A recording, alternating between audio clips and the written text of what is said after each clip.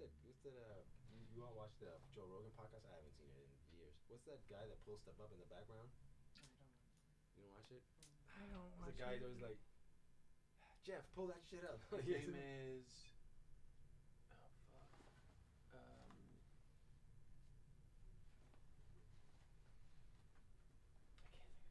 can't think of his name. Will you talk into the mic real quick?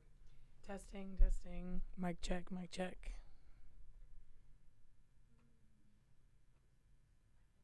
You want some more? No, that sounds good. Okay, so we have good sound.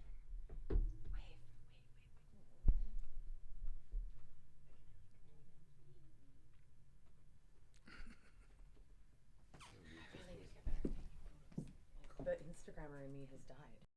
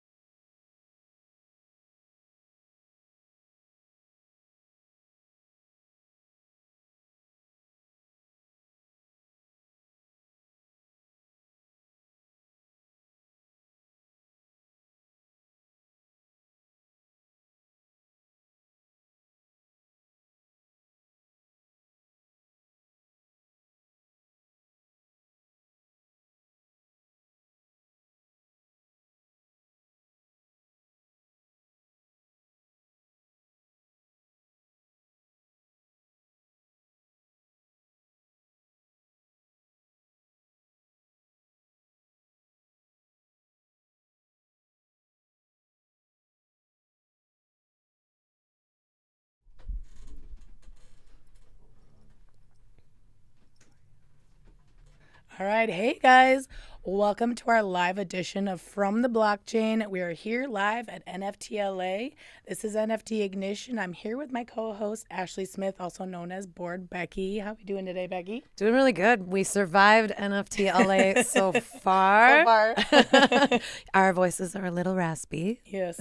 This is NFT Ignition, I swear. If you're not watching us live, you can check out the video later. Yeah, I'm having a really great time. I'm super excited to be here. I'm so excited once again to be able to meet so many amazing people in Web3 in real life. And definitely, again, very excited to be meeting some really important, influential women who are doing kick-ass things in Web3. So we're going to be seeing several ladies today. First off, we're going to say hello to Tony Payne. Hi. How are you doing? Hello. It's my intro voice. We're all sounding sexy today. I know. It's like it's not NFTLA. It's how I sound. No, I'm kidding. How are you? I'm so glad to be here. It's a pleasure. Yeah, It's so nice. It's actually the first time I've met you in real life, and I've been, a big fan following you on Twitter. I feel like I've known you all my life. It's so good. So how did you enjoy the conference so far? I didn't go to any of the conferences. No. Did you? She's honest. Yeah, it's okay. I'm sure you probably connected with some people. I did. I went to a lot of events. I went to a lot of parties. A lot of them. I did hear at the conference. I heard it was really nice. I heard there were some interesting speakers. But I just, it was just out of my day plans to be at the conference because it's downtown and I'm like in the way, way deep in the valley. So, yeah. Well, why don't we introduce you? We're obviously live right now, which is so fun and exciting, and in person is so amazing. But we are going to also be sharing this on our podcast. So we want to introduce you to our audience. Hi. I would love, if you don't mind, can you share with our audience a bit about who you are, what you're doing today, and maybe a little bit about how you got here? Okay, yeah, awesome. So again, my name is Tony Payne. In Web3, I'm like in Web3. I'm gonna start introducing myself as in Web3. In Web3, I am a photographer. I also host the podcast, and I am an educator in NFTs, and I do a little bit of consulting on the side. And I'm the good girl, bad girl of NFTs. And some spoken word. And too, yes, I do. I do spoken word poetry. Just building out my art. That's like been the goal in NFTs, and also trying to find that balance between being an artist and also being, an educator, the business side of things and the artistic side of things, which we know seldom mesh. But yeah, so that's what I've been doing. And again, like you said, spoken word. I have a collection right now called Legends Live Forever. So Legends Live Forever is pretty much my what was, what is, and what will be. The past, the present, and the future. So yeah, it's a beautiful collection of still life photography.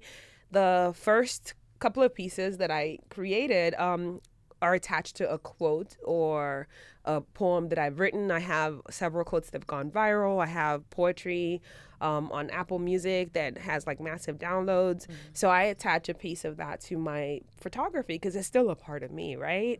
And then moving forward, the middle, which is what is going to feature new poems, new beats, because I do write poetry, I do produce my own beats, and I also do DJing. So Jesus. Many hats. Oh my goodness. Yes, that's why I'm always frazzled. So, yeah. Sure, that's why. We'll say that's why. Yeah. It's not the NFT space. Or well, that space too. I hardly, because of NFTs, I hardly sleep. But, right? Yeah, I tell people, like, people talk about getting into NFTs, and I'm like, are you ready? It's like having a baby. That's always a baby. Yes, and they never grow up. And people think I'm like, I try to keep it real. Like, this is what it is. It's a lot of work. if you're not careful, you can get wrecked. You gotta be smart. And people, Tony's just trying to discourage me. Hey, I'm not. What were you doing? What did your life look like before you stepped into this world? Sane. I don't know if I believe that. Well, actually, no, it was. So it's photography. I was doing commercial photography. So that includes like food products, still along the lines of my art. And that's where I wouldn't say that's where I got my skills from, because I studied video digital, such a tongue twister, video digital art in school. I went to Cal State Northridge. And that's what I got my degree in. So it's been me being in the arts my entire life. But before that, I used to be a music executive, and I used to manage Afrobeat artists. So yeah, I've had a lot of, but hopefully this is, the NFT space. We're trying to build something huge, and we know it takes time. So that's what I'm doing now. And hopefully I'm going to retire in the NFT space, because I don't have the bandwidth for anything else. We're feral now. We I can't know. go back to 9 to 5s. Web 4, come when I'm 90. I'd love to know your thoughts. I keep hearing from different people that the next big thing in NFTs is really going to be around photography. I don't know if you believe that, if that's true or not, but I would love for our audience to know your perspective as a photographer, not so much predicting the future, but what do you see as the advantages of integrating NFTs with photography beyond, we can talk about marketing and exposure, but even just kind of getting down to the blockchain kind of side of things, if you have any thoughts about that. I do. I have a lot of thoughts. So should I be honest? Please be honest. Or should I sugarcoat I already know your opinions because I'm in the Femme Power chat. Yeah, I'm like, I'm very, when it comes to NFTs and photography, I'm very opinionated. So I'll start with the good. The good is NFT and photography. I feel like they're the perfect marriage. I feel like NFT and photography were made for each other, because if you look at art and if you look at art history, photography is that one art form that has, I don't want to use the word minted. Well, if you want to consider minting, like putting something in something, like minting something on a blockchain, photography has been that one art form that has like taken history as is and kind of, what's the word I'm looking for? It's like a snapshot in time. Exactly. Yeah. You can't, if you want to see what happened in 1925, photos will tell you exactly what this person looked like, what this thing did. So for me, when you think about what NFTs, I guess NFTs can stand for so many things, but when you think about what NFT art stands for, is minting something on the blockchain forever. It's the perfect marriage in photography. So now here's the good, the bad, and ugly. The bad is that, I think the NFT space, we really have to be very cautious of how we approach things and how we approach art, art forms and things like that. In the photography space, I think there's a lot of only me. Versus in the PFP space. In the PFP space, you can have a project and you will bring on somebody else with a project and you don't have to benefit from it. You can just connect with somebody else with a project. Oh, here's our mint list. Take this and, we share. But photography, I feel like the bigger names in photography don't do that. They're a lot about me. And I think in order for us to grow, that me is going to have to cut down a little bit, it will just a little bit. And when I say cut down a little bit, it's not just so much, oh, I'm Tony, I'm a photographer, I'm doing good in the NFT space. Now I'm going to form something that I can profit off of and pretend I'm helping people. No, it doesn't work like that. If I'm able to put other people on without profiting from them, it's maybe I'm being naive. I don't know. It's a way we can grow the photography space. The more people in photography that are successful, the better photography will look to investors. Absolutely. And I think a lot of the people that are currently successful in photography are not really seeing that. They're just seeing as, my little circle, my company, or what can I profit off of? Yeah. And I don't think that's going to help all of us in the long run. The ugly is... I think things will balance out. I'm just kidding. There is no ugly. Things will balance out eventually. I think I see a lot of photographers struggle in that space. I complain all day, every day. And I know that, there's only so much complaining I can do. At the end of the day, it still has to be like a joint effort. Yeah. Only Tony complaining or only this person complaining, it's not going to change much until we all make like a joint effort to say, this is how we're going to do it. This is how we're going to push photography forward. Because people looking into the NFT space, they're just trying to invest in something that's going to, eventually make the money, right? And I think the season of PFPs, I mean, every time I talk, I always sound like I hate PFPs, but I don't. I'm an investor in PFPs. I have projects that I'm Fame Lady. I love Fame Ladies, and I see the limitations, and I feel like the more people keep investing in their bags going to zero, the more people exit the NFT space because they're done. Nobody wants to, lose money. I'm like, and people bring me projects now. I'm like, I'm not interested, but at the same time, we need to be very cautious of how we approach, the NFT space and not just turn it into just another crypto, a crypto coin or token, because that's technically, and when you look at the bigger picture, that's what it is. It's just like a Doge coin or we're trading it with Ethereum, but this is like Doge, but it's called NFT.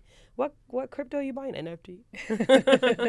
Why do you think it is that the photographers are more competitive with each other than the other types of artists? So, I don't think it's that they're competitive because you see on the surface, it's the whole, we support each other, we retweet each other, we do this. But honestly speaking, on the back end, I don't believe that. I think so. Am I allowed to say bad words? Yeah. It's all bullshit. A lot of people will say, community this. Right. But that's at the a end, word. But yeah, it's just, I feel like a lot of people are just doing it to be seen as a good person, publicly, but in the back end, who have you really, really, really helped? And again, I always say nobody really owes you anything, but at the same time, if I were like a big time photographer and I saw a photographer that has really good art, there is nothing stopping me from approaching that person and be like, hey, your art is good. This is how I did it.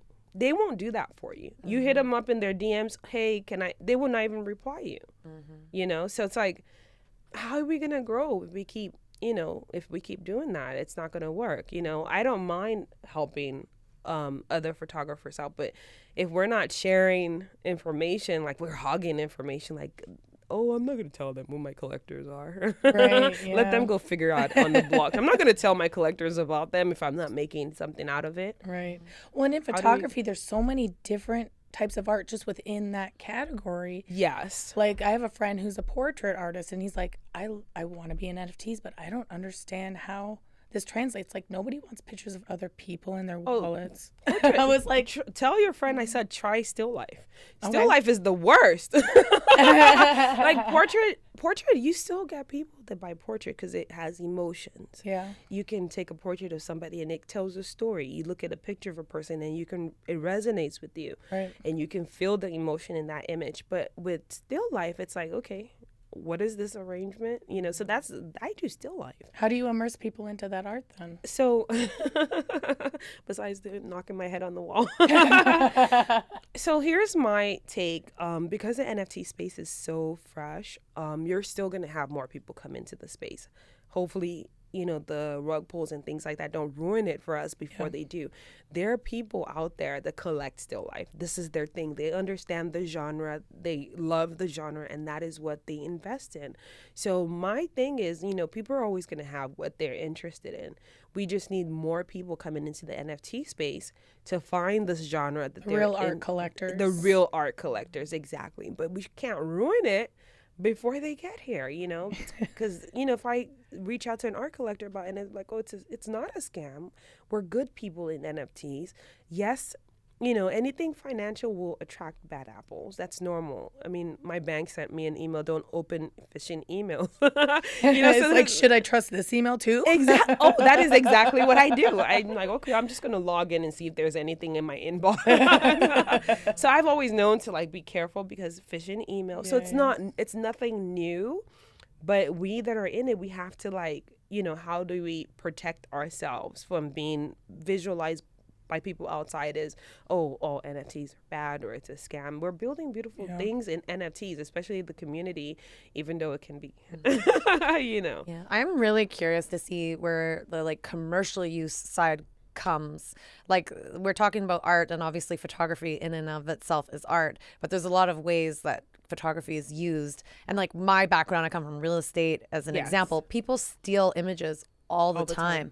And so I do think for our audience who's listening that, you know, this is going to be an interesting way to perhaps solve some of those problems, or at least prove ownership over photography. Which is exactly, again, why I said photography and NFTs, perfect marriage, because it solves that exact problem you just spoke about.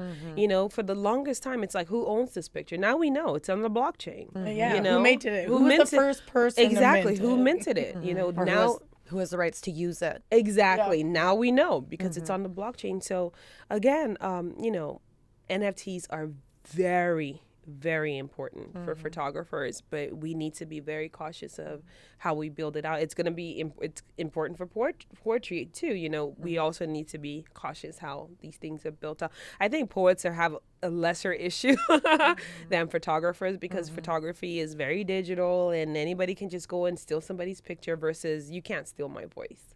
You know, if I have a poem or whatever, you can't steal my voice. So yeah. We're having so much fun. We're already like kind of out of time, and I'm super bummed. But this has been so fun. But Tony, I think before we have you leave us, I'd love to know, like, where can people find you? How can they follow you? How can they get to know more about you? So yeah, I'm big on branding. So yes. I'm like, wait, so you can find me on Twitter at Tony Payne, TONI PAYNE, and I am also on TonyPayneNFT.com, and I have I said luxury. Yes, I'm luxurious.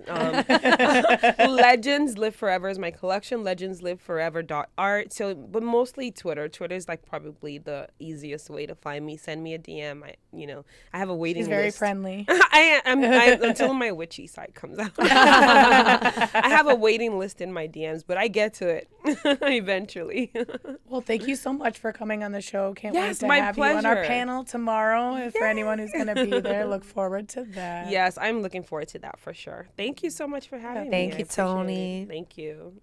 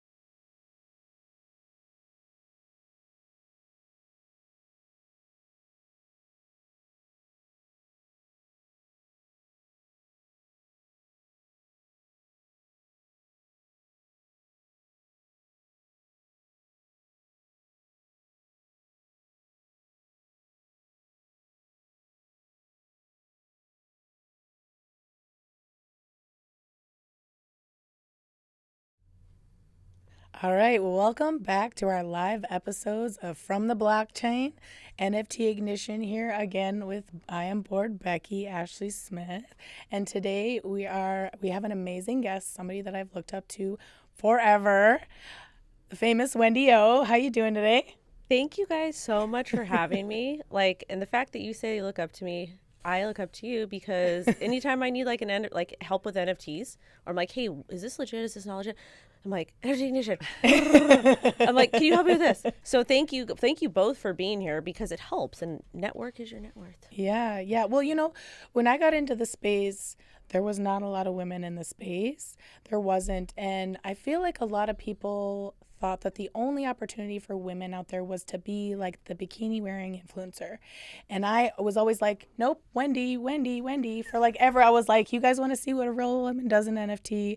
Check out Wendy O. And that's always been my go-to for, what women can do in the space. And now I'm here doing it too. So that just kind of shows it really is. This space has changed so much, right? I am so thankful it has changed because when I first started, I started off as a trader because that was literally the only way you can make money was by trading crypto. So you had to learn how to trade, or you're going to get you were going to buy the shittiest of the shit coins, hold till zero.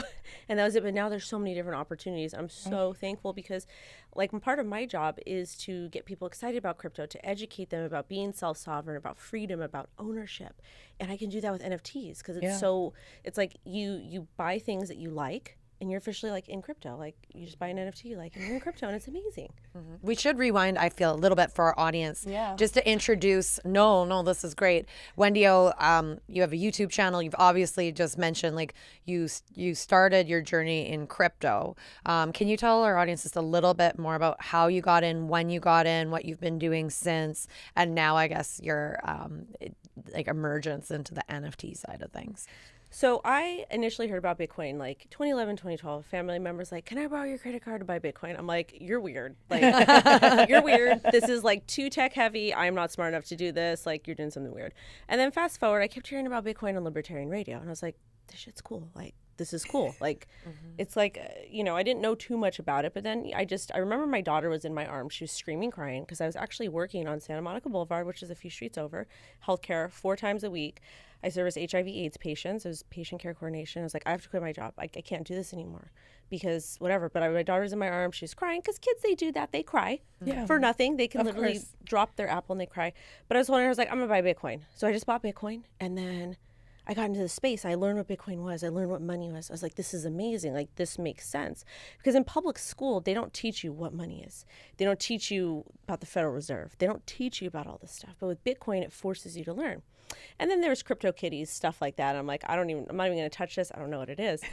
But then I started a YouTube channel. And I started a YouTube channel because I wanted to network with people. I wanted to learn and talk. Because I'm like this right here, this is my stuff. I love talking with people. So back then, 2017, the only meetups you could go to were conferences, and you had to pay thousands of dollars for someone to shill the ICO, which that's fine. That's their hustle, no shame. But at the same time, this is not okay because I grew up super poor, super, super poor, single mom household, 4 of us in one room from 7 to 18. And I'm like, this shit ain't it. It's not it because Bitcoin is created for the people, by people. So I started the YouTube channel to live stream meetups that I was doing all over Los Angeles County. And then, I was posting my trades and stuff like that. And back then, like you said, there's no women. None. And if there was 5 of them, and they were posing as men because they would get absolutely annihilated on the internet, absolutely annihilated. And then the channel grew. People liked my work, and then I got on TikTok, which sounds so cringe, but I love it. But it's so great and you guys need to do it too. I know. I need one. It's it's so good because you can get so much educational content out there in a short time period, and people get it. And then I've always and actually, who really explained what an NFT was to me to where I understood it? It was Ken Bosak. I had a feeling you were gonna say that. It was Ken Bosak, and I was because he's super tech smart. Even though he is stoned all the time, he is so tech smart, so tech smart, and gets this stuff, and he has a way of explaining it. So he explained to me what NFT was, and I was like, holy shit.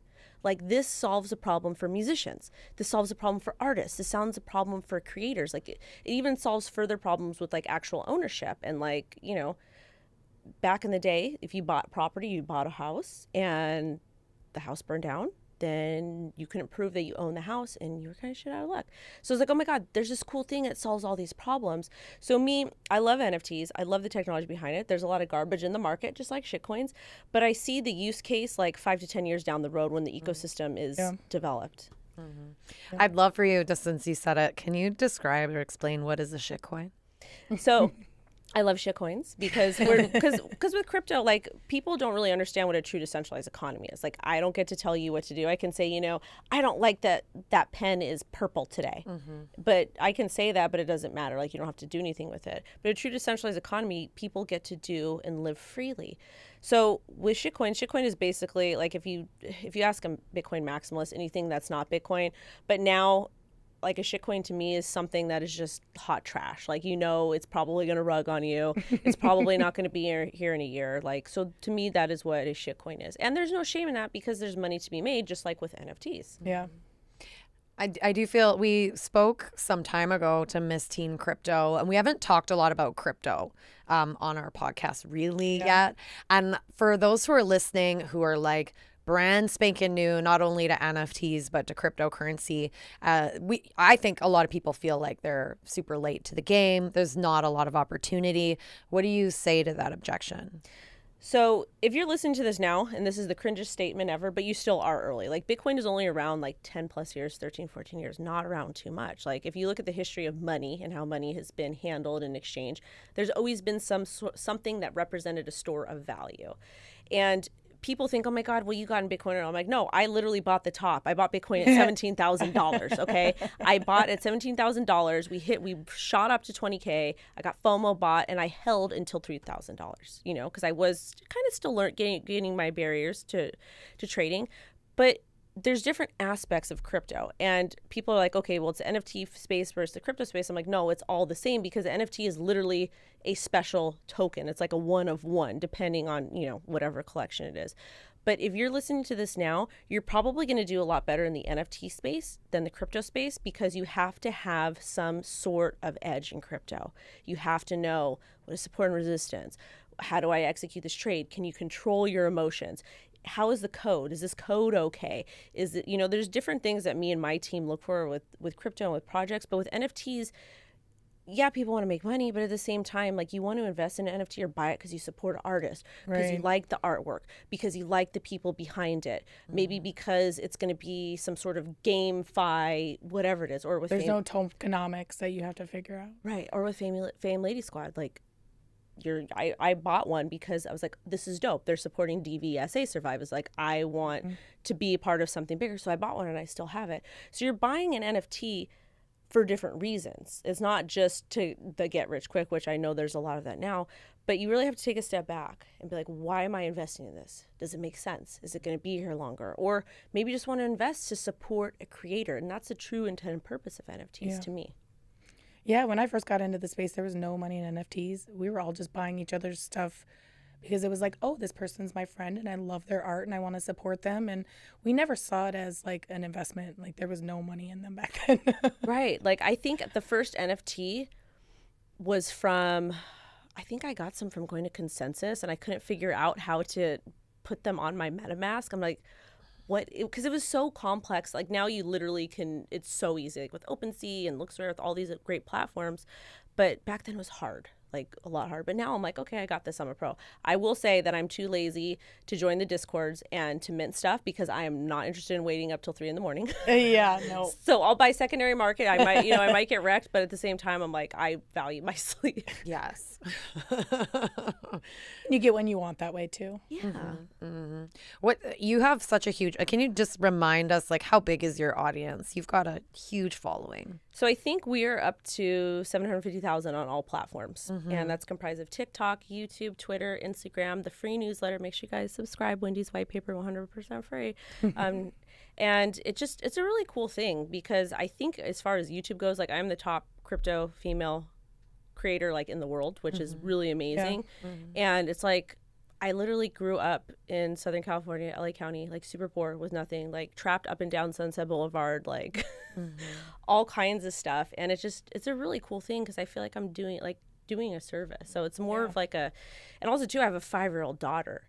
And like you said, like back in the early days of crypto, like there's very few women. There's like maybe 2 women, and they're me and whatever. And so for me as a mom, I feel like it's good that I have a presence there, because I want other girls to be like, okay, well, I can get into this and I don't have to show my body. And again, there is absolutely no hate any way, shape, or form to any person that, you know, does that type of stuff. That's their business. Just me, 30 plus as a mom. I'm not trying to have something on the internet my daughters would be like, because I grew up in the MySpace days. I'm sure you guys remember. Oh yeah, I'm well aware. Yes. So you know, all that stuff is gone, but it's like I don't want her to come on the internet one day and see mommy and be like, why is mommy like that? Like, do I need to do that? And I want her to be like you guys, like be dope women, be intelligent, smart, articulate, and be able to build something and create something for yourself.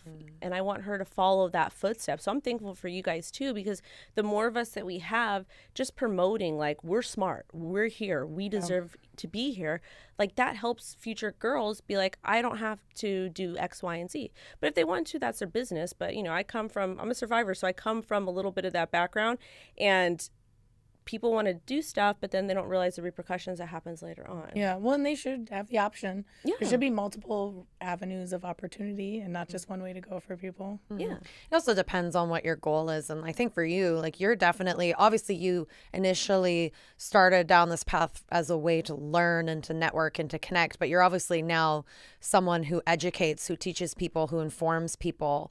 And so I'm wondering how you've seen your audience evolve over time, and like what types of questions, what kind of things are they wanting to hear from you, you know, let's say this year versus, you know, a year and a half ago kind of a thing. So that's a good question, because being a female content creator is very different from being a male content creator. And for some reason, an audience will listen. Like I can chart something out perfectly. I can do a live trade for, you know, decent amount of capital, 5 figures, execute it perfectly. But my views are going to be different than one of my male friends that are trading. Like, doesn't matter. Yeah. Because I used to do live trades all the time, but I wasn't getting the numbers. So most of the time, people in the past would follow me for one, because I was like the only woman, and for trades. But now it's like a combination of everything, because I really cover the news. And when I cover the news, it's not just like, oh, breaking news, blah blah blah. It's like breaking news. This happened. This is what it means. You need to contact the SEC. You need to contact your local representatives. You need to educate yourself. Like, I'm trying to push them to really kind of focus on self-education and understand what it is, or whatever it is we're talking about, whether it's NFTs, metaverse, GameFi, like how this picture comes. So it's just kind of like an overview of everything. And then I do get some people that, you know, need a little bit extra help, but it's mostly that. And that's why I like to have my channel comprised of so many different avenues, because I want to be able to have something special for everybody. Just like, oh, she's just like, I don't want them to come on my show and be like, she's just the TA girl or the news girl or the metaverse girl or the NFT girl. I want to just have my hands in a bunch of different things, so that when a newcomer comes, they come to my channel like, this is great. But then, like, you know what, I want to learn more about NFTs. So they're like going to go to your guys' podcast and listen, or they want to learn more about trading. They're going to go to this person. You know, I want to be like the entry place to provide them with a really dope place where they can come in, no judgment, no stigma, and feel confident. Do you have a sense of like the demographic at all? I'm so curious, like age, place, So, sex. Or women. So YouTube is mostly men. Yeah. Twitter is mostly men. Yeah. But TikTok, I have like, there was a time where I had 53% women, but now I think it's like 42 or around 40. But that's a lot. Yeah. Because I just talk about, I literally talk crypto, like literally talk crypto. So it's super cool, because we're starting to see more diverse people coming in. And that's, to me, when I look at Bitcoin, crypto, NFTs, I'm like, this is for the underdogs. Like, this is not for the ivory tower people. This is not for the people that grew up upper middle class. Well, it is, because true decentralized economy, can't judge. But it's not, it's, to me, it's more for the underdogs. Like people that grew up out of strife and trauma and, you know, might not have gotten that education or didn't have parents around to kind of help them with that. So it's like, I feel like everything in crypto, everything in blockchain is a tool to help somebody improve their quality of life. But when we're talking about a true decentralized economy, you put in what you get, or you get what you put in. So if you're not willing to do the work, like me, like I said, I don't want to wake up at 3 a.m. and mint an NFT. So I missed out on, like, you know, the Bored Apes, like a lot of that stuff. But at the same time, I didn't put the effort in. So that's on me, and I have to take personal responsibility. Right. So I encourage my audience, like, you have to work. You have to work. Like, even if it's 10 minutes out of your day, put in some time to learn. I'd love to know what you're most excited about for, say, the next year in this space, whether it has to do with NFTs or crypto or metaverse or anything in Web3. So I know we are going to have a bear market at some point. And I will say that NFTs and DeFi have kind of propped the market up for a long time. Plus, we have all these chads that are taking these collateralized loans out, which is super dangerous. Like, unless you guys know how this stuff works, please, for the love of God, don't take out a collateralized loan on something, because there is a liquidation price. And that liquidation price means you lose your shit. Someone's going to take your stuff. And with smart contracts, that happens. So keeping in mind, there will be a bear market eventually. I am very excited to see like crypto and NFTs and DeFi, like all of it, and GameFi too, like metaverse stuff, like all of it to come full circle, and just like projects to utilize all aspects, because realistically we don't need to be divided, even though NFT Twitter is like so much nicer than crypto Twitter. Like it's like heaven, like absolute heaven. I'm like, there's nice people on the internet. I have an opinion on why that is, though. I want to hear it. I think because in the regular crypto space, you don't see your efforts pay off in terms of bringing new people in. Like, you're not going to bring your 10 friends into Ethereum and see the price bump. You're not going to see that affect Ethereum. You could bring 10 friends into a small NFT project and you see that project grow. You see the Discord grow. You see the price grow. Like, you see your efforts pay off a little bit more, I think, because it's so much smaller. And I also, too, I feel like it's more accessible to regular folks, like to average folks, because like I grew up flipping stuff on eBay, because I had to pay for, that's how I paid for community college. Like, I did not come from money. So I would go to the thrift store, I'd buy some used vintage designer goods, and I'd flip it. And that's how I was able to pay for community college. And I feel like NFT space is like that. And me, I'm born and bred in LA County. So most people have multiple side hustles to pay for things because it's so expensive here. Like, literally, if you want to rent a room, it's like $1,000, and you're in somebody's like bathroom or closet, something ridiculous. So I feel like it's easier. It's like, and people are just so nice. But I want to see continued growth and people continue to build, because back in 2017 we literally, if you wanted to buy crypto, it was so hard. You had to create a Coinbase account. I think then you had to go to Gemini, because Gemini was like the only on and off ramp. So you had to deposit money there. It took 7 days. Then you had to transfer it to Bittrex or to KuCoin or whatever random exchange, and then start trading that way. That's how it was. But now we have all these on and off ramps, and I'm looking forward to seeing that with all the different factors. And I think that GameFi is going to be, like, play to earn is going to be the big catalyst for mass adoption. And that incorporates crypto, incorporates NFT. Like Gala, what they're doing is really cool. And you're going to, like, there's people, like when I went to Galaverse, there's people there that came from other countries, and they're like, I make $100 a day. That's like the salary for a whole entire year or month or whatever. Like, that is freaking cool. Like, all you need is a cell phone to not have to do some crazy job that just sucks. Like, so I'm just looking for all of that to come to full circle. I don't know if it's going to be in the next year, but it's coming, and I can't wait. Yeah. And with the bear market, you mentioned, like, what gets you excited about that? Like, what are you thinking it's going to either mean for the space, or what are you going to do during that time? So I built during the bear market. I worked my ass off. I did like 2 meetups a month. I was like really learning how to trade. I was figuring out how to speak better, because I struggle, I stutter, like all kinds of stuff. And I was figuring out how to be a content creator, because I like doing it, and there's money in it too. And I get to work from home. Like, I was figuring out how to do all these things. So bear markets are great for building. And I know that's kind of like a meme cringe, but it's true, because I'm sure you ladies are both super busy with stuff, like all the time. And you're like, can I get like 5 minutes to like like just decompress? But bear markets are great for building. And I think that, like, unfortunately, people are going to lose money. It's going to suck. And that's why I'm like, moonbag your NFTs, moonbag your crypto, moonbag everything, and prepare for the bear market. What does moonbag mean? So moonbag, and you can do this with NFTs too. A moonbag is when you invest in something, number goes up, you pull out your initial, you pull out some profit, and whatever you have, you own free and clear. And with crypto, I'll generally like stake that or do whatever, because there's so much risk in DeFi. But I do that with NFTs too. Is like, I bought 2 mutant apes. I've got one listed. And once that sells, it's going to pay for the original mutant ape. Yep. And so I'm going to own it free and clear. And then, just whatever airdrops or whatever benefits I get for being a holder, But I did that with NFTs too. And I think that, and like, I know that there's other people, they'll buy 3 NFTs or they'll mint 3 NFTs and like whatever. So there's different ways of doing it, but it's literally practicing risk management. And if you can do this, if you can get your emotions in check, control yourself, and do this consistently, you're going to do really, really well in crypto and the NFT space. And you're going to really help yourself not get absolutely decimated. So what she's saying is take fucking profits. For the love of God, take your fucking profits. Take profits like a savage. Like, I'm from the street, so when I'm like looking at people not taking profits, I'm like, do you really, like, you have this thing. Do you really want to like you have $100 you invested? Do you want your money to go to zero? Like, are you okay with that? Because to me, that's like somebody's punking me. Like that they're, you know, and I don't want that to happen. So I'm just like, I'm going to get out before somebody else does. Like, I'm going to make like, and you know, there's people that are like, well, Wendy, I got out too early and or you got out too early, you got wrecked. I'm like, well, yeah, maybe I got out with like a 10% pump. Maybe I wasn't able to make a moon bag or whatever. Yeah. But that's 10% more than I had before. Right. Nobody gets wrecked making profits. And that's okay. Or like maybe I sold an NFT too early. Guess what?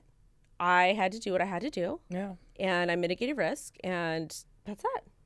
You can't win everything. You could try, but you know, you're going to get so stressed out. You're going to miss on so many things. I think in the NFT space, like having not come from crypto, the one thing I can anecdotally assume is that with NFTs, because I think it's easier to get more emotionally connected to your NFT. Yeah, it makes it harder to sell. It makes it harder to sell, or if you did sell it, you're still thinking about it. Well, it's not like you buy the exact same one back. Like, you sell your Bitcoin, you buy more Bitcoin. It's like you still have Bitcoin, but it doesn't have a face on it that you get a different face the next time. Like, you've grown attached to that face. And it's art too. So like even with my mutant apes, I'm looking at them and I'm like, do I really want to sell these? And I'm like, you're selling it. Like, you have to, because like, even though it's like, you know, disposable income, but I need that capital back. I need that liquidity back. So it sucks. But at the same time, like, and I have trouble sometimes selling, like when I was on eBay selling like the used designer vintage stuff, it's like, okay, this is a really dope piece. Do I want this for myself?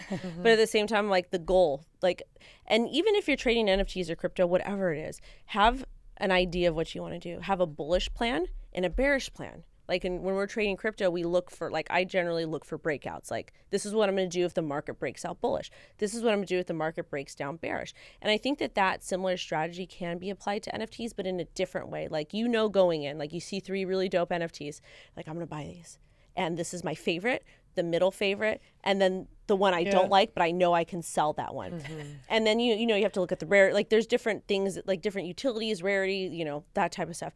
But you want to still kind of practice that same thing, because at least you have options, like what you can sell. And I know it's hard to get attached, but at the same time, like, if you're listening to this, you have to protect your capital. Like, there's nobody else is paying your bills. Nobody cares about you in crypto. Like, that's my mentality to think about. Like, obviously, like, there's people to do, but when it's in a market, when you're pitted against each other, nobody is going to have your back. Like, you can't. I can't even rely on my family. So Yeah. So if someone, just kind of on the crypto side, if someone wants to get informed and learn about, you know, how to thoughtfully purchase crypto, how to maybe even start trading, if that's something they want to do, like, where do you tell people to go to learn about how to take their first steps? Like, obviously people should be watching your show and should be following you, so that's a given. I'm just wondering, like, are there any resources out there or any channels or anything you think are good?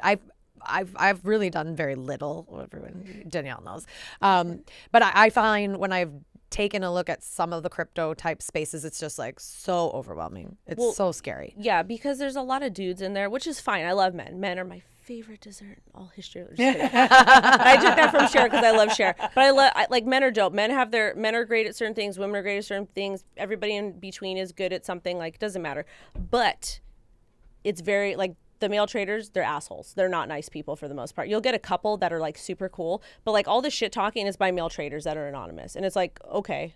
They're like, you don't even trade, you don't do this. Show me your wallet. I'm like, show me your wallet. No, well, I'm asking. It's like, no. So one of the things I do is, like, we have the free newsletter, which is great. But if you're just like getting started, my favorite place to learn about crypto, and it's 100% free, I try to provide free resources for people, is Investopedia. And I'm not paid by them. I'm not sponsored by them. I love what they do, because you can literally go on the website. You can look up bull trap. You can look up bear trap. You can look up support and resistance, Fibonacci, Bitcoin, blockchain, whatever it is. And they literally have these articles that are well done, maybe like 300 to 500 words. They have pictures, they have examples. And I'm like a stickler. When I read an article, I want the key takeaways at the top because I'm busy, you know, and things move so fast. Is this worth reading? Yeah, so and the way that I learned to, because technical analysis is super math backed, and the way I do math is like, tell me how to do the derivative, like step 1 to step. I don't want to know why we do it this way, because everybody that was a mathematician were absolutely insane anyways. Like they were Pascal, hello, like a lot of these guys. But you literally go and you can read that, and then the great thing about it is it's free, and you can go back, you can bookmark it and come back. So to me, it's a really great place to kind of get started, and there's no bias there. It's literally like a platform for people that want to learn about investing. They're not trying to sell you anything. There's nothing weird there, but that's the go-to place, Investopedia.com. It will be your best friend. Now, where can our followers find you? So you guys can find me on the internet. I am Crypto Wendy O, and it is on Instagram, Twitter, YouTube, I think we're on Facebook now. I don't know. TikTok. But it's Crypto Wendy O. I will never send you DM. I will never ask you for money. I will never ask you how your trade is going. I love y'all, but I don't have time to pop in and ask how your trade's going, because mine are, you know. But you can find me there and just, you know, follow me. And if you want to get in touch with me, you can send an email and we'll get back to you. We'll help you. And yeah. Perfect. Awesome. This has been so fun. I love you. Like, you're such a great energy in this space. And like, you were the first person that Danielle had said, like, you gotta like know who Wendy O is. You have to like watch her. And I know you guys have done some fun interviews on your show. Yes. So everyone, please check out Wendy O. You better be following her. I'm sure most of you, if you're already in the space, you are already. But this has been so fun. So excited to see you again. And tomorrow, if you're listening to our recorded, we're having a little party and a little panel, so it's going to be really fun. Excited. In gowns. Yes. Ooh, everybody's going to be able to, there's going to be some FOMO for sure. But I just want to see all the D-gens in gowns in Texas. It's going to be. That's the whole reason we threw this. It's amazing. I love it. That's like, I'm going to kind of put a punk rock twist on it. Yeah. I'm going to say, well, it's a tattoo, so. Amazing. All right. Well, I think we're taking a quick break from our live stream, but this has been awesome. Thank you so much, Wendy. Thank you guys. Appreciate you both. Mm-hmm.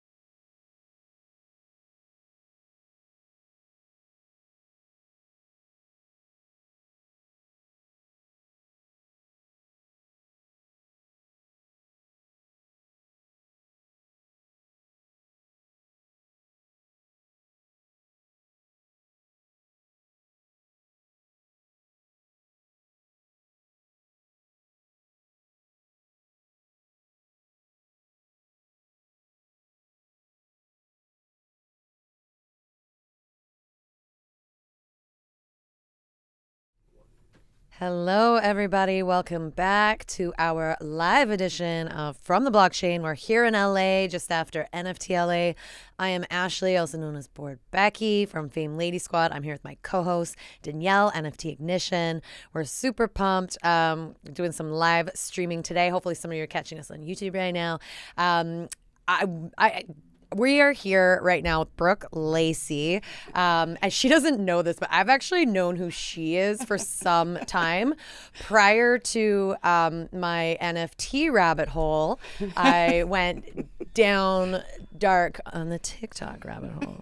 And I'm going to tell you guys that, like, as a mid-30s something on TikTok, I was as a professional, I was there kind of from like a real estate perspective, interacting, building my audience, etc. I was so excited to see Brooke doing her thing, not just dancing and sharing sharing information. So actually, the fact that like you are now in this world, and I know that I also follow you on Clubhouse, and I know you've been doing a lot, but I'm like just so intrigued by your journey. So I know you're a technologist. I believe you're an engineer. I think that's where I knew how I knew you initially, which was so cool. You speaking so proudly about your profession, your expertise. But can you please intro yourself to our audience? I think that the full gambit is needed here, like who you are, where you've been, and how you got into Web3. Well, we only have a half an hour. I know. You choose the highlights. I've been doing this a while, so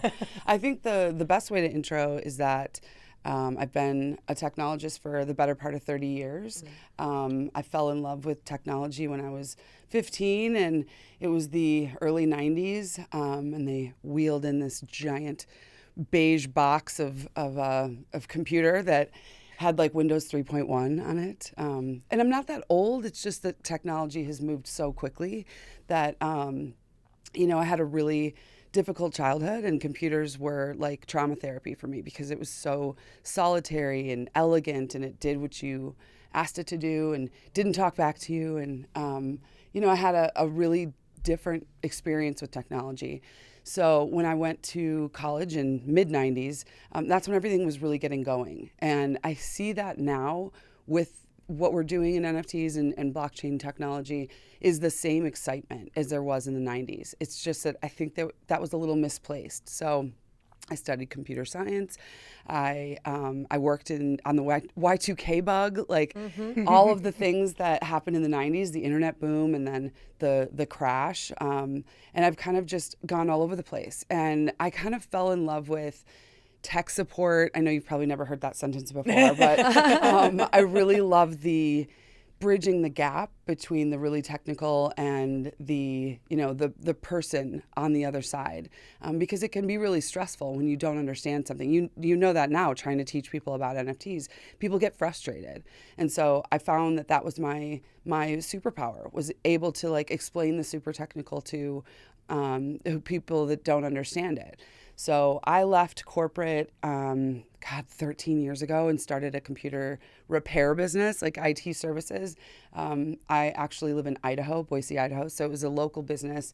It was very successful. It was the only woman-owned and operated computer repair business in probably the Pacific Northwest, which I always say, like, that's not really an accomplishment. It's like sad that there's not more women in tech. So I've been a champion of women in tech just in general. For as long as I can remember. I would do workshops for girls to get them, interested in computers. And I was always really into hardware. So I build computers and, repair, motherboards and all of that. So when I would go do these workshops, we'd like tear things apart, and their excitement was like, it just gave me life. So this transition from Web 1 to Web 2 to Web 3 has been a no-brainer. And you brought up the TikTok thing. You don't wake up one day in like the middle of a quarantine and at age 44 and like, I think I'm going to be TikTok influencer. Like, that's just not how it works. Like, I mean, maybe for some people, but like, it wasn't a conscious decision. I was bored. And it was like, I found this really cool way to get away from the arguing on Facebook and enjoy myself. So when you probably have seen videos of me explaining and making fun of the fact that Gen Xers were even on TikTok, and kind of went off that way. So it's a little bit funny, and then I get to, teach things too. So it's been really fun. But yeah, it's a little surreal being this age and like having this sort of notoriety or whatever you want to call it. It's cool. I love to make people laugh, and I love to teach. So it's a really, really cool platform. And it's afforded me a lot of opportunity. So yeah, that's kind of, now I'm just a consultant, and not just, I consult for really big nonprofits, and got into, I've known blockchain for a long time. Like we've been dealing in crypto since the beginning. I was there in 2008. There was a lot of family members affected by the financial collapse. So a lot of us technologists have been, hearing about digital cash and this solution to the problem, and then, read the white paper. And we actually built a Bitcoin mining computer in 2010. Can I just say, like, mostly it was just to buy stuff off Silk Road? I'm just going to say that to you, because who knows where that hard drive is? Probably in a landfill somewhere. So it was years later when I finally got back into it and started programming.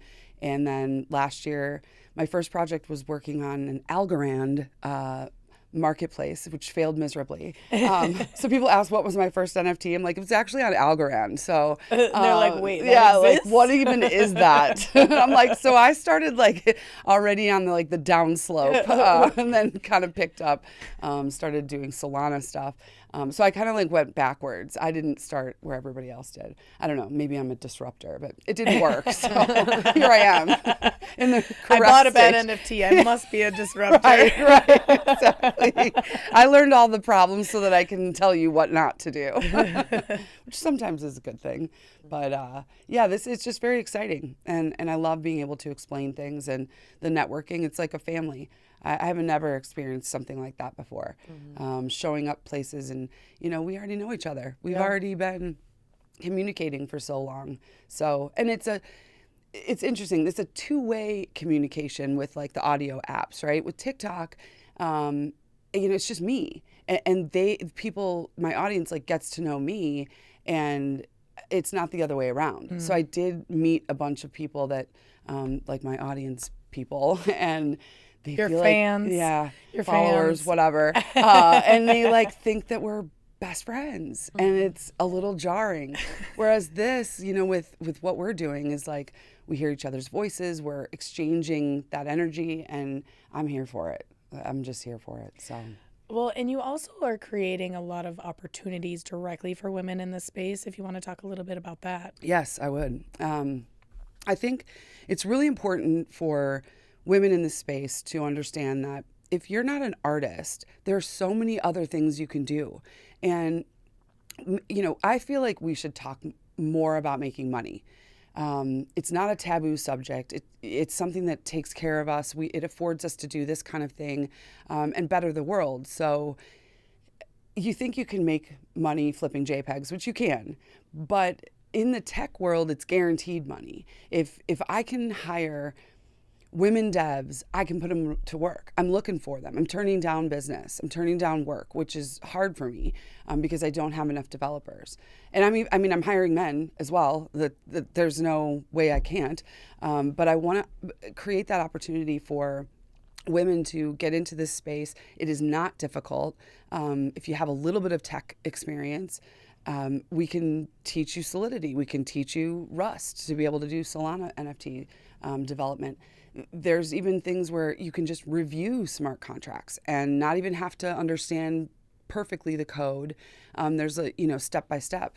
So I'm doing everything I can. Every time I'm talking about stuff or on Twitter or even networking, it's that's my mission, is to get more women into Web3 programming.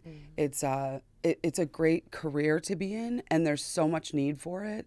But we as women bring a way different perspective on software development and tech. We're nurturers by nature, right?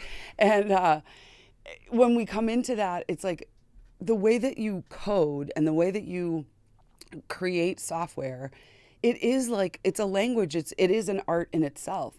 And, men and women need to come together to do it. It's not just all about women or, being separated. It's a group effort. And so you have to have that combination, or else you get really clunky code, to be honest. I love men. I'm raising a man. But we just look at code differently. So don't get me wrong.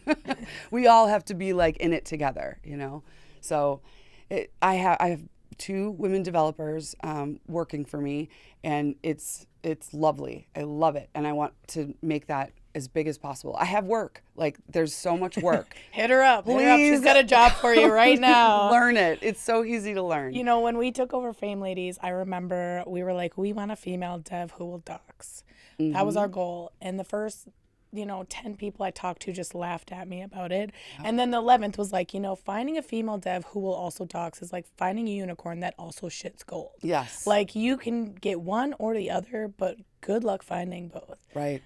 It's true. It's true, because you're in this world where like everybody's very, judgmental. Yeah. I hate to say it, but the men, the devs in the space are kind of like, they want to know what you're doing. They want to make sure you're doing it right. Everybody's kind of like on guard. Is something being rugged or scammed, or do you really know what you're doing? Are you just copy and pasting?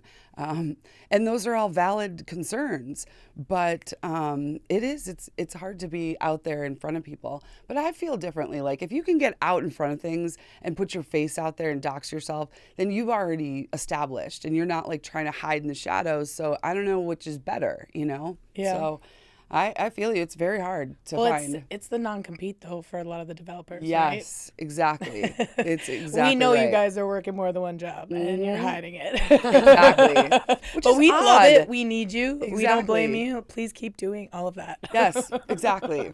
Custom code, doing it yourself is just always better. But there's definitely ways out there that people can do this themselves. I mean, don't get me wrong, but having somebody on staff is really good for projects. I think for so many people that are looking at this space from afar, if they even really know what it is or have heard of it, I think there's a lot of speculation or pessimism or criticism about like it being the ecosystem itself being a bubble, right? Versus it being an evolution, it being something that's going to develop over time. And I think when we talk about wealth creation in this space, people automatically assume it's related to crypto trading, NFT profits.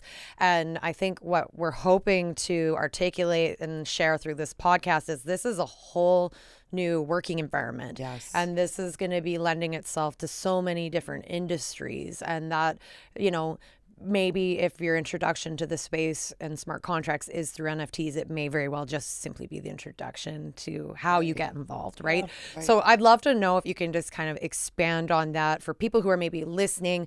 Maybe they have teenage kids that are looking to get into the, building careers in technology. Like, what should they be thinking about when they're thinking about Web3?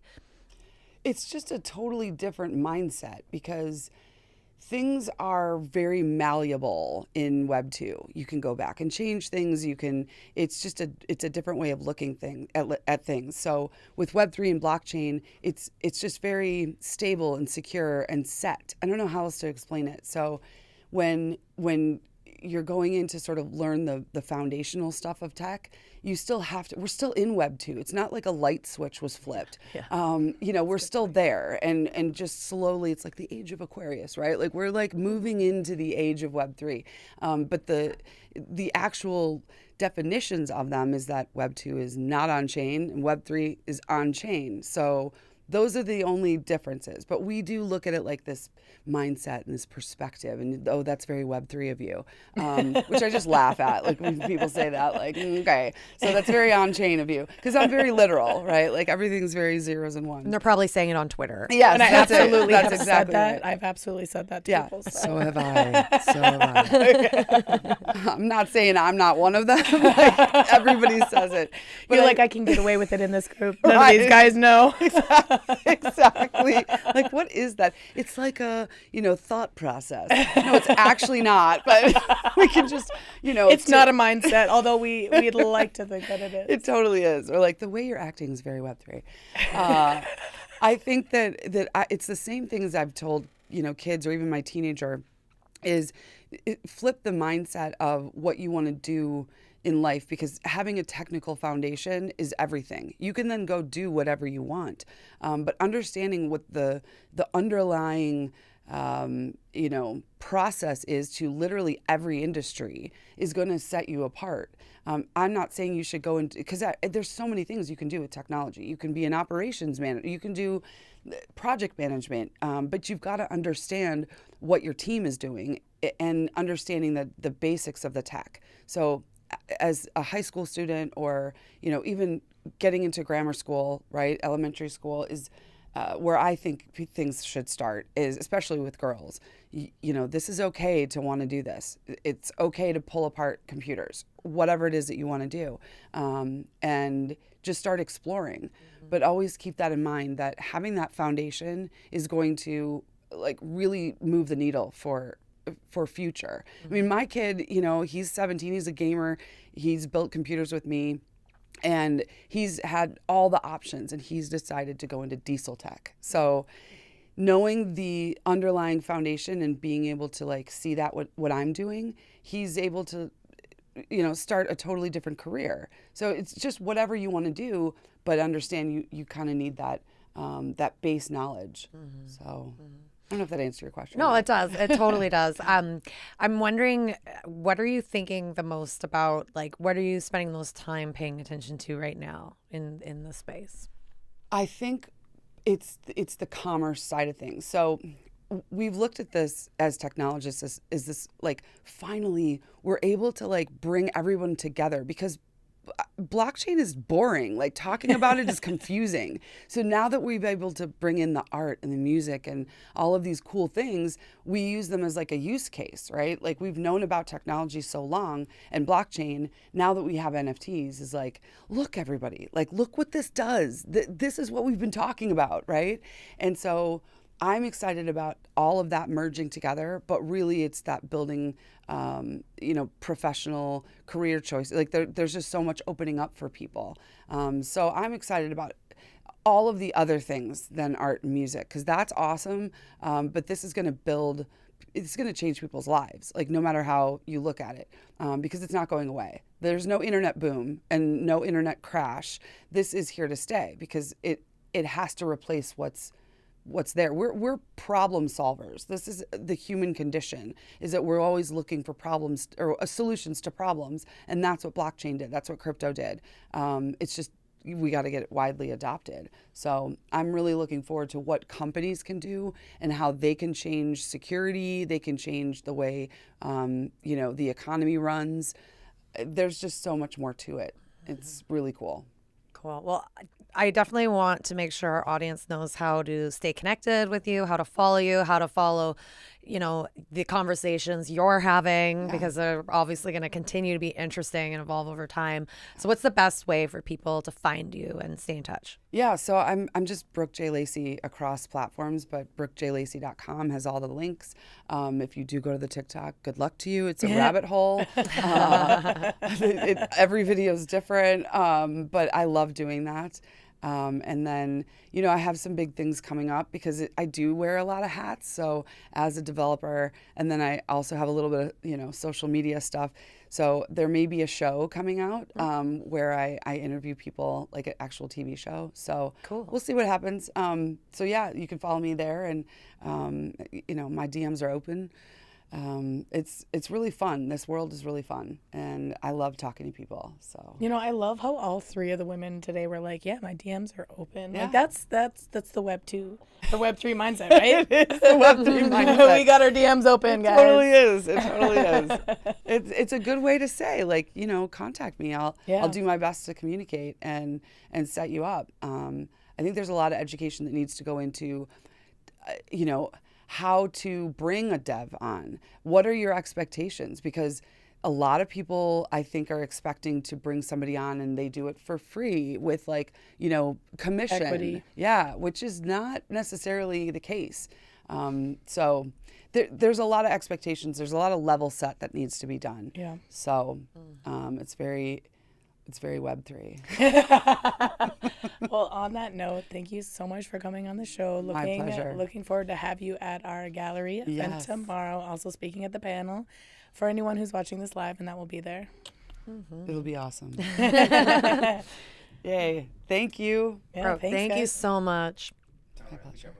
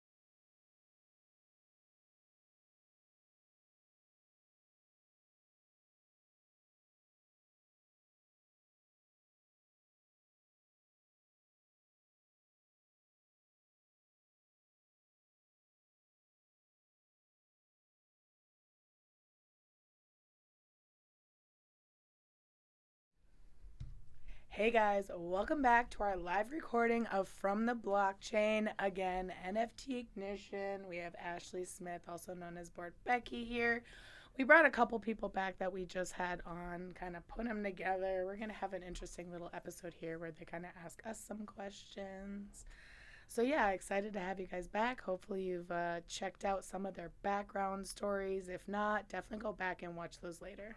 Yeah, maybe we should, just in case you're just tuning in, we've got Wendy O with us, and we've got Brooke, Lacy with us. We just asked them a bunch of questions, so it was really nice to get to know them, and now I guess we're turning the tables a little bit. Cool. Yeah. All right. I think I'll go first. You Yeah, can go first. for it. So, when did you guys get into crypto? Because let's face it, crypto is part of NFTs, or NFTs are part of crypto. But what was that moment that you're like, this shit is dope. This is my calling. Like, this is where I belong. Because let's face it, Brooke comes from a tech-heavy background. There's not a whole lot of women in the space, in any tech for that matter. So when was that moment for you guys? So for me, I got into both in summer of 2020.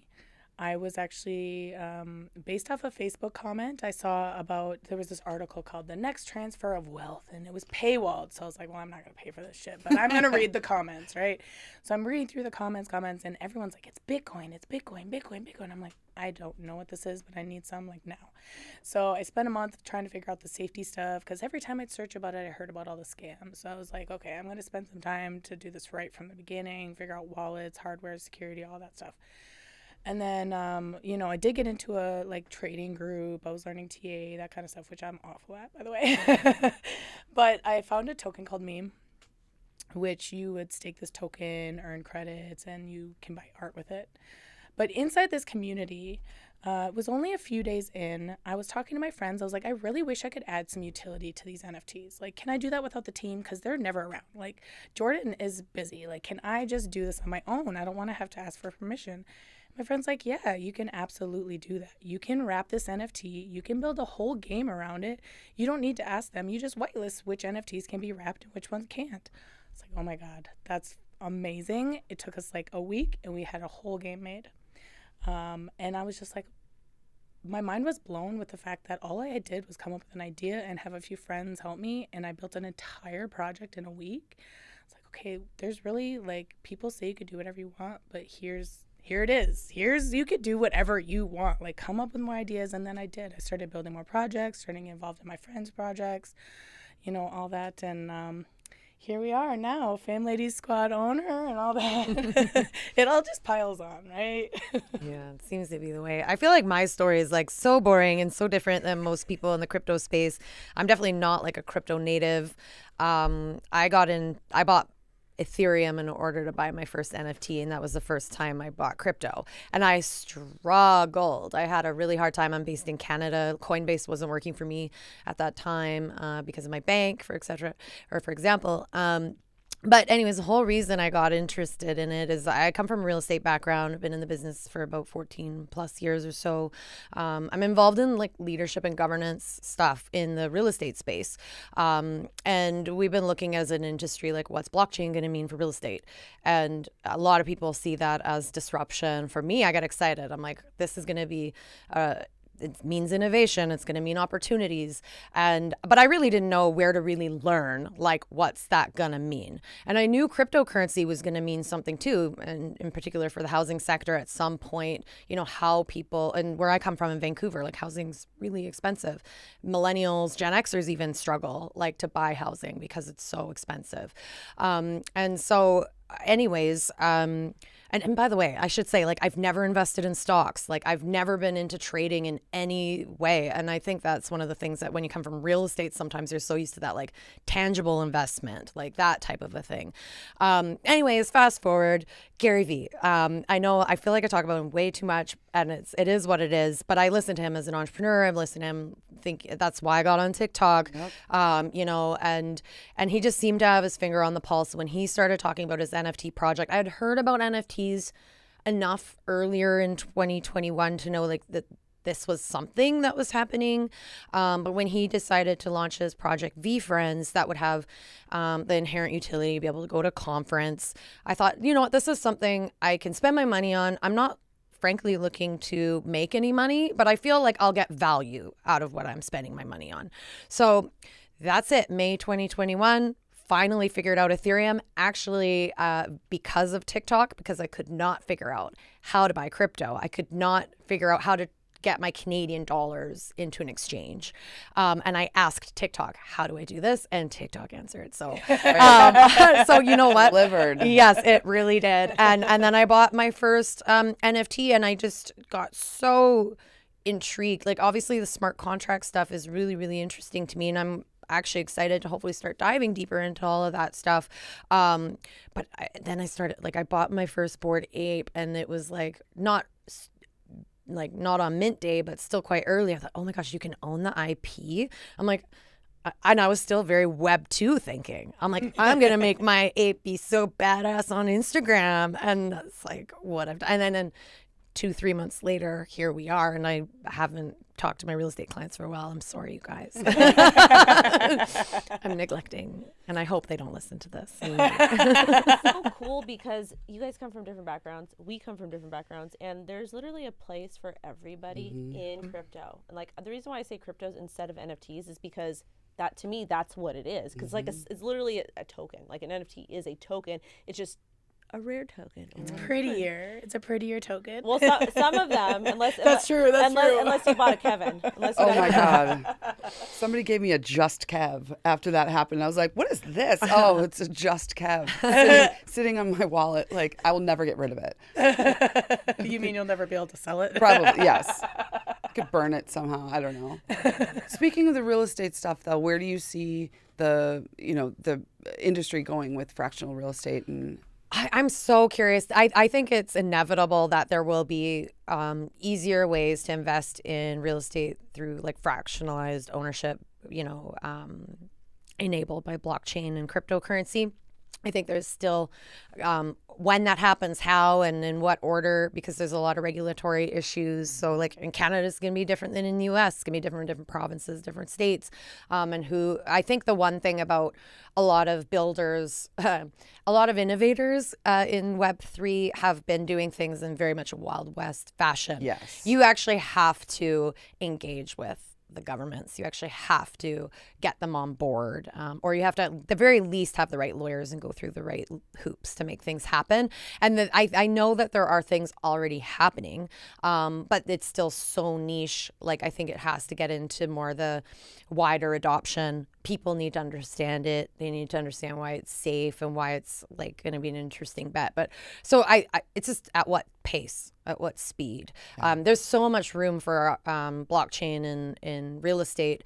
But again, there's just going to be like traditional barriers. Like title is one of the obvious ones. But again, you need cooperation. You need governments on board. You need people to spend money on stuff like that. So we'll see. But I am hearing, as a boring example for everybody, I was talking to someone I know in the title sector in my region. They're starting to look at, they're not getting title on blockchain yet, but they're starting to look at how do we put identification on blockchain, so you don't necessarily need to have like so many parties double checking ID, and this can eliminate issues related to fraud. Money laundering is a huge issue. So everyone thinks about crypto and NFTs, and a lot of folks who don't really understand are thinking about money laundering. Well, it actually might be able to help solve a lot of those problems. Yeah. So I know the people who are like super into decentralization and like anonymity might like cringe at the idea of that, but there's going to be a lot of ways to streamline things, add value, make things more inexpensive. And I think it scares a lot of people in those sectors, because it might replace a lot of the work that they do. I agree. Mm-hmm. Yeah. Absolutely. Real estate's going to be actually very, very interesting with NFTs, because NFTs do solve that problem of ownership, because there's a lot of countries that crazy stuff happens. Like my family owned land in Italy and in Romania. And when they came here, there's like no proof that they owned it. So with NFTs, that solves that problem. Like, yes. Yep. But I guess my next question for you guys for you ladies is, what is your favorite chain for NFTs? Because it's Algorand, isn't it? The reason why I want to know is because we have like in 2017, you had Ethereum. Yep. There was Ethereum, and that was it. And the network didn't break, but there was, when there's a lot of things going on, it slowed. And we have so many projects built on Ethereum, but it's like, what is going to happen when the whole entire world is on it? So what's your guys' favorite chain and why?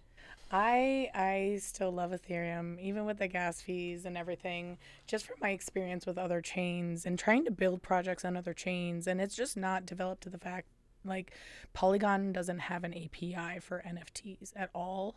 Yeah. Oh my God. So, like, if you're building a project on Polygon, you have to build the infrastructure for that kind of thing yourself. If you're building a small degen project, which, like, that's what a lot of these are, you're not having the funding, you don't have the infrastructure to build these servers and all of these things to, like, query the blockchain for everything that you're displaying on your page and all that. It's just a lot of limitations. And I feel like these other chains were, you know, when gas was like 300 Gwei, everyone's like, Polygon. But then gas went back down and they're like, ETH, right? Like, and it really fluctuates, and people go, they went to Solana, they come right back to ETH. Like, until we have another blockchain that can keep up, like Solana, the problem with their nodes, they don't have enough nodes to keep the blockchain alive, right? Like, they had 400 transactions in 1 minute. It took down the whole blockchain for 7 days or 72 hours. What about Tezos? I have to get, like, this is the thing. I'm seeing Tezos do a lot of building, and they're not really nobody's really talking about it. Yeah. But I'll see stuff, and like, a PR company for Tezos reached out to me, and they're like, "Oh, we're building da da da da." And then I went to go check that website out to see, and I'm like, there's a lot of mainstream brands utilizing Tezos blockchain. Yeah. So I'm just curious your opinion. So Tezos, in my opinion, is kind of like Wax. I put them both kind of in the same category, where they have the artist and they have the projects, but there's not a lot of money going there. Right. They have the dollar NFTs, they have the low gas, they have all of these artists with all this art, all these big projects, but then I just don't see the collectors flooding to the art. You can't bring one half of the equation. You have to have a way to bring the collectors and the artists at the same time, and neither of those chains, Wax and Tezos, have done that. I like Wax, but I just don't like EOS. Their UI and UX is so horrible for Wax. Like, have you ever minted an NFT on Wax? No, You have to code. You literally have to know how to code. No, I'm not going back to MySpace. That's exactly what it is. Oh my gosh, it is. You get the boxes. Yep, that's it. Exactly what it is. This is where you get to see, like, the big divide between Danielle and I, because, like, honestly, I have no feelings about any of the chains, but I also have only bought NFTs on Ethereum. Like, I'm still very much a newbie in this space, and I'm kind of been working with what I'm familiar with.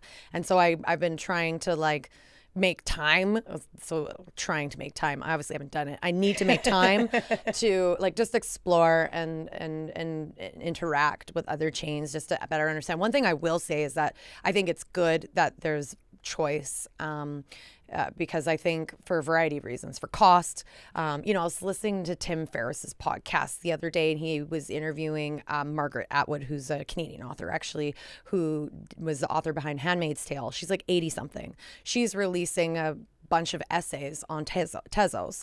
And part of it, there's going to be people who are just very reluctant, whether they personally are reluctant or they're worried about their audience or the optics. There's going to be a variety of reasons why people have their concerns. So I think at the very least, getting people involved in the economy, getting involved in Web3 in general, and having a launching pad or a point of entry. And the other part, I think, too, is as we see NFTs evolve beyond trading, like people buy something because they want it, because there's some access to something, because there's something beyond. They're not buying it to inevitably flip it. There's that too. So it kind of goes against the sort of Ethereum, debate, or the sort of what you just said, Danielle, about the money's not there, and that's frankly why I've bought everything on Ethereum. So it's so true, but I think it's going to change. We'll see. That makes me think a little bit. Maybe they're going to use specific chains for specific types of, I don't want to say projects, but for specific types of, like, subgroups. Like, maybe they use Tezos for real estate, or they use Wax for healthcare, or they use, something like that. Because they're going to, like, they can't put everything on one chain. I feel like when we have these other options, well, they can, but we see what. Then we get another Ethereum problem. Then it's scalability again. And then it's cost, because, like, let's face it, like, you have somebody who, comes from lower middle class, from LA County, they are just, they need to get their driver's license or something, and it's all, NFT based. But that minting fee or whatever fee is like $300 because gas fees are high, but you need that to go ahead and travel. Like, that's just not doable. Yeah, it started to justify, like, I haven't gone shopping in like 2 years, and literally while in LA, I forgot to pack shirts. Like, I mean, why would I bring shirts? So I went to the store and I saw some shoes, and I wasn't there for shoes, but they were cute. I'm actually wearing them right now, and they were not cheap. And I was like, Ashley, like, you have spent more on gas fees than you. And so I'm like checking myself a little bit, right? Like, it's crazy.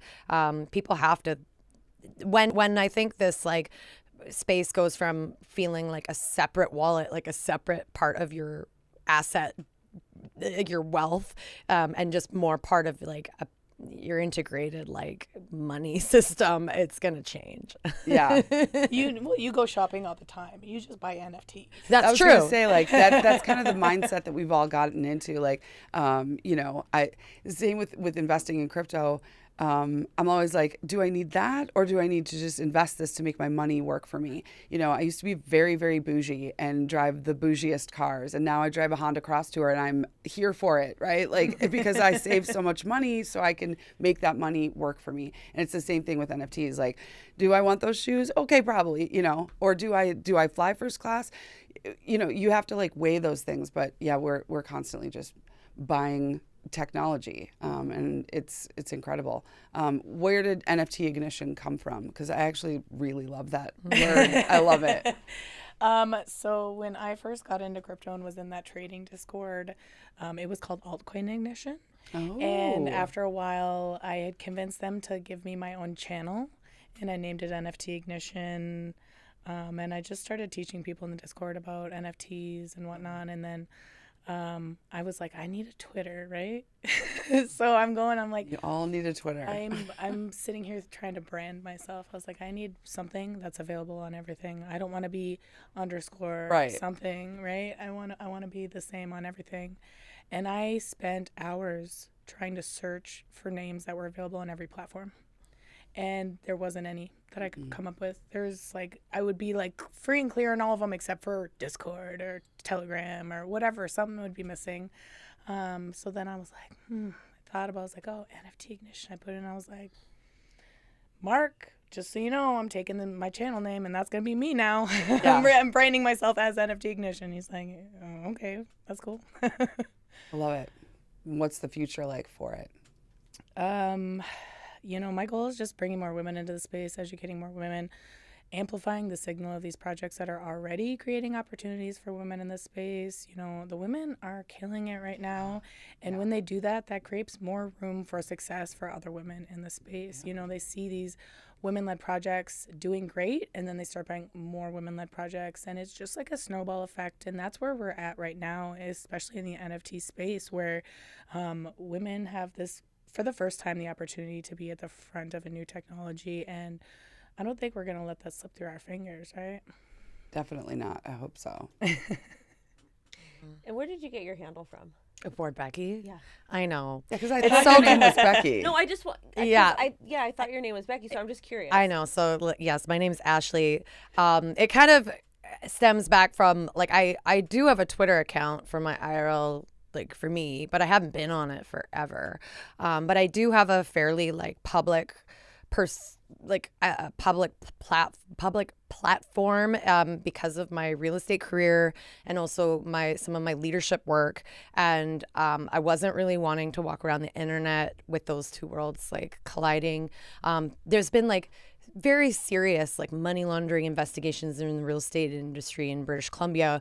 And I'm like, the last thing I need to, I'm past president of my board. I was media spokesperson for some time. So I'm like, I don't really need to be like that person, have like the the newscasters like suddenly finding me and like quoting me or something. So anyways, it does come to sort of Twitter. When I hadn't engaged yet. I bought my first couple NFTs. I had bought my Bored Ape. And someone's like, what's your Bored Ape gonna do? And I'm like, great idea. Like, I know I want to do something with her.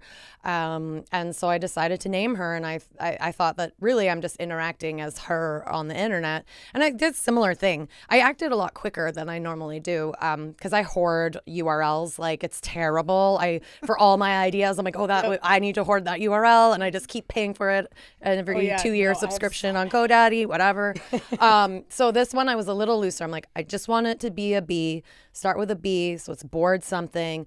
I had an idea of her being this like satirical, like elder millennial, like influencer or whatever, and it'd be funny. I'm like, what's the name of a girl like in the 90s at the mall, like Becky? And by the way, my name's Ashley, so I have one of those names. So it just didn't start with a B. It wasn't Bertha though, so that's good. There you go. Yeah. So I was just like, okay, Bored Becky. I made sure I could get the handle like you did. I got the URL. I actually couldn't get Bored Becky, but the person that has that is like they don't use it. So that's just, I bet you could buy it off of another page somewhere. Yeah, I mean, at the time, I just thought it was going to be my way of interacting. I didn't expect to have a platform, and now it's been really fun because I am playing with the apes intellectual property. She's going to Miami this week. She's going to be on a cereal box. Someone's going to be walking around as Bored Becky, so I'm not going to be there. She's going to be there. That is so cool. Yeah, I'm really pumped. So it's kind of become this manifestation of a funny little idea I had, and it's grown way bigger. Like, I did think, maybe she'll have an Etsy shop and we'll do some merch or like something funny.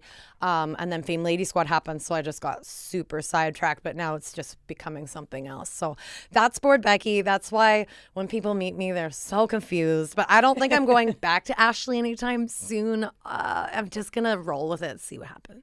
I have to ask them another question. Yeah. So crypto Twitter, they're infamous for doxing people and doing crazy things like that. But I feel like the NFT community, do you see that type of toxicity? Like, I'm going to dox you, or like, because I know people track wallet addresses because it's so easy to see. Like, you can go and you can see like who owns what. That's why with my like trades that I do, I keep the NFT trades. I try to keep that private because I'm like, I don't want people in my business. And then, Wendy bought this, so I need it. Yep.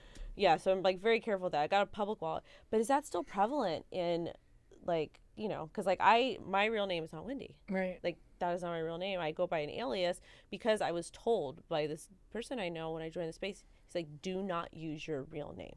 Well, shit, I'm out of luck. I feel like that's the mindset of the crypto traders, right? Yeah. Because taxes, right? No, I'm just kidding. Well, I pay a lot of money to get my taxes sorted. My tax guy is a CPA and attorney, so I'm covered. I've got probably almost every well-known crypto attorney on retainer. Well, I'm gonna be hitting you up next year when I do mine. But I feel like it's different in the NFT space. It's just I don't know. I haven't really seen any like toxic doxing of people except for people who've rugged projects. Right. Like the people who did Fame Lady Squad. He doxed himself though. Yeah, true. Yeah, he's like, just so you guys know, yes, I am a man. Here's my face. You didn't see it. Here it is. But no, I haven't really seen a lot of like people doxing each other, or it really seems like people are pretty normal. Yeah. Because like my thing was, as a woman, like, because I'm also a survivor, I'm like, I have a 5-year-old, so I'm like, I just want to be very careful, like what information I put out there. So I was like, so that's why I went with an alias. But I was just curious to know if you guys went with an alias for that reason, or No. Yeah, I know. Even as a realtor, I felt like my phone number was everywhere. My face was everywhere. It's scary. Like, it doesn't matter who you are or how you're running around. You got to be protecting yourself and be like super smart.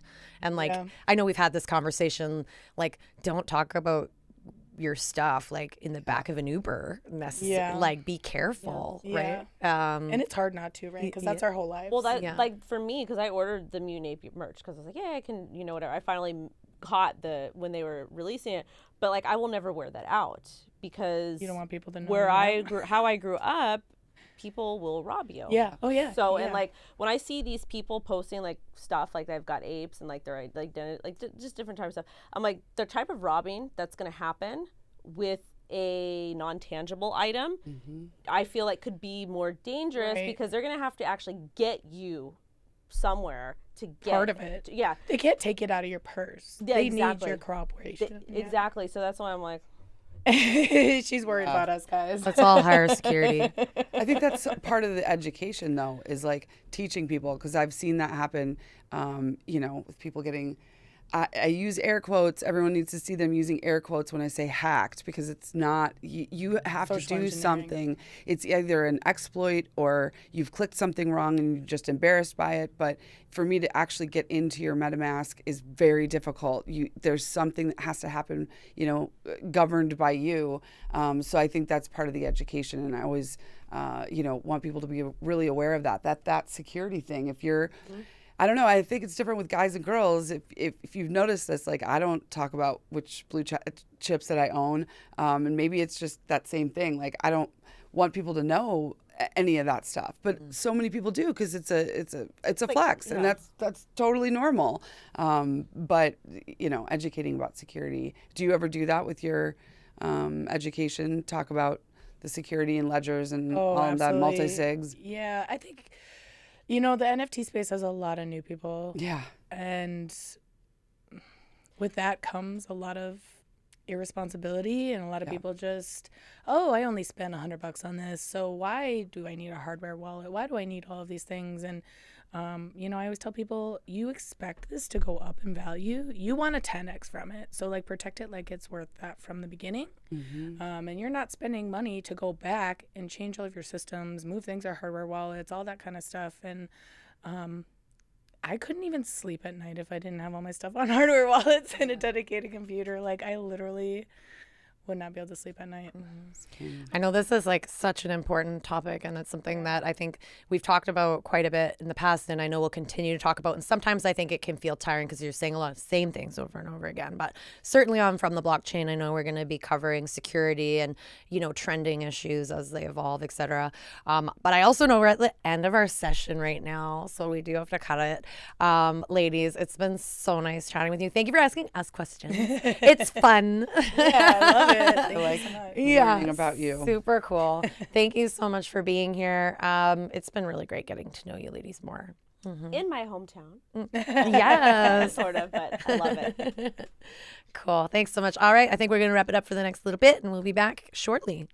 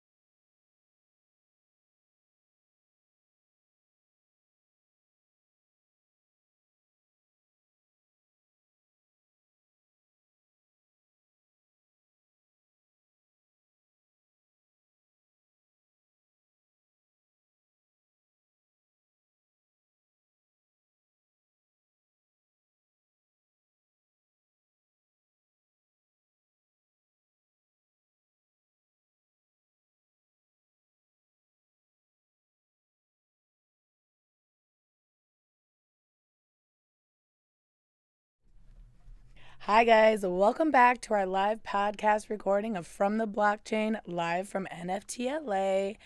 We do have today actually some of our sponsors for our gallery event that's going to be happening. Joining us on our show, a couple of friends of mine. So just again, if you're just joining us, I'm NFT Ignition. I have Ashley Smith Becky here. And just to introduce you to my friends here, I've got Jason and Nick, also known as Lord NFTs. How you guys doing today?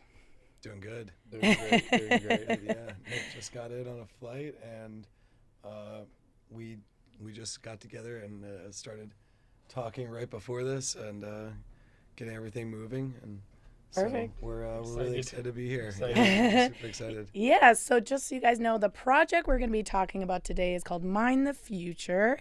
And a lot of you know that I am very heavy in the DeFi and node space. Passive income is my jam. You know, a lot of these people who are flipping and trading NFTs, it's just not a very stable form of income. So we're going to talk a little bit more about a project that kind of is at the intersection of passive income and DeFi and NFTs. So why don't you guys tell us a little bit more about that? Why don't we start with Nick here? Thank you. That was a good introduction. So we have a project called Mine the Future, and pretty much we are giving you, we're selling you NFTs that by holding, you're then going to earn a percentage of the mining profits from our mining facility.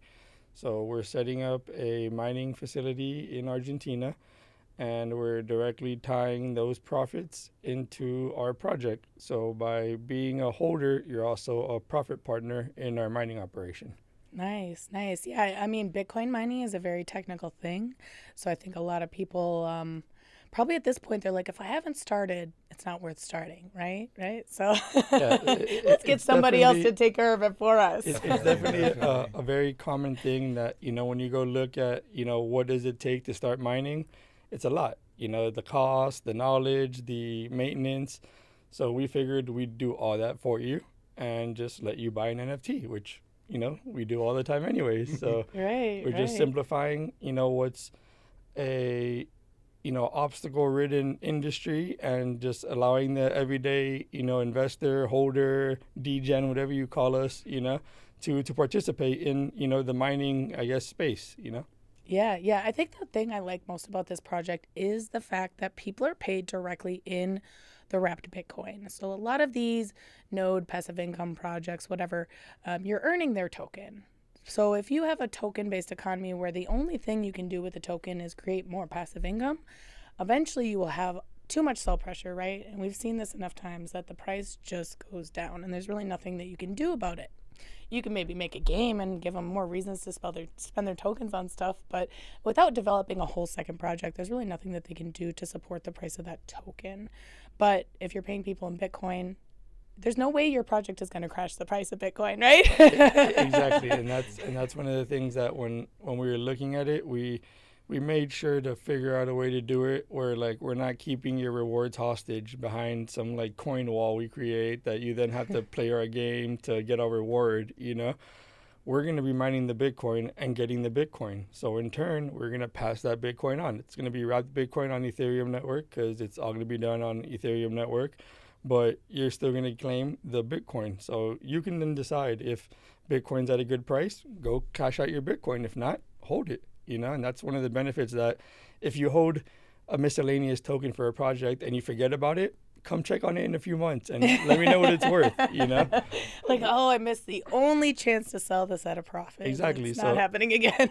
So with this, it's more so, if you believe in Bitcoin, you just kind of play the Bitcoin game. Bitcoin rises, you cash out. Bitcoin's down, you collect. You just kind of stack up a little bit. So that's the ease of use is definitely something that we wanted to emphasize. And also with the devs that we've been working with, we're making sure that everything is as literal a step as can be. So you just sign on, connect, redeem. And in the process, we'll give you all these cool facts about what our mining facility is producing and all real-time data, all this stuff. But your part as the consumer is just click and claim, and then you'll then decide if you want to, cash out your Bitcoin. But we'll give you the Bitcoin for you to do what you please with.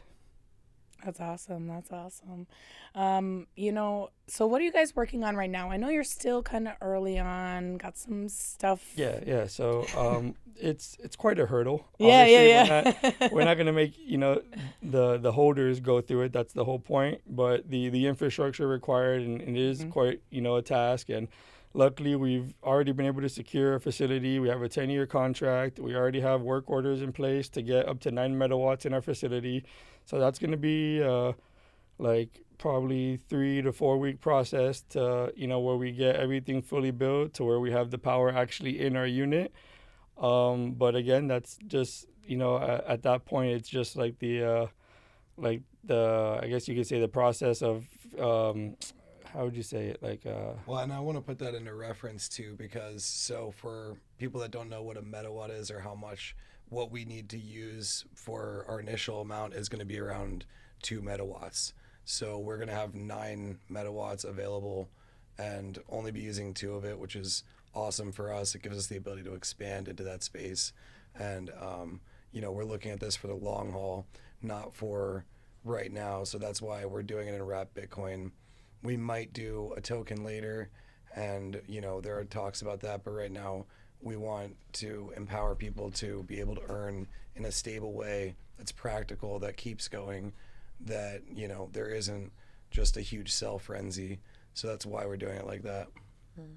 So how many people can be holders in your project? There's going to be 10,101, just because I thought it would be cool to do a little 1010 kind of little binary touch in. I couldn't really. That is, I like that. I'm surprised I haven't heard that yet. Because I thought, you can't really pick a random number and just pick that collection amount. So I thought, let me just find a way to kind of give it something related. And there's a lot of coding that goes into, all the mining stuff and the contracts. So just a cool little play on it, I am curious. So for someone like me who's so green at a lot of this stuff, I would imagine that you gentlemen starting this project, you have people around you, people who know you've been in the space for a long time. So you have people who trust you, who I imagine are likely going to buy in, right? So for them, the trust is already established and they're comfortable.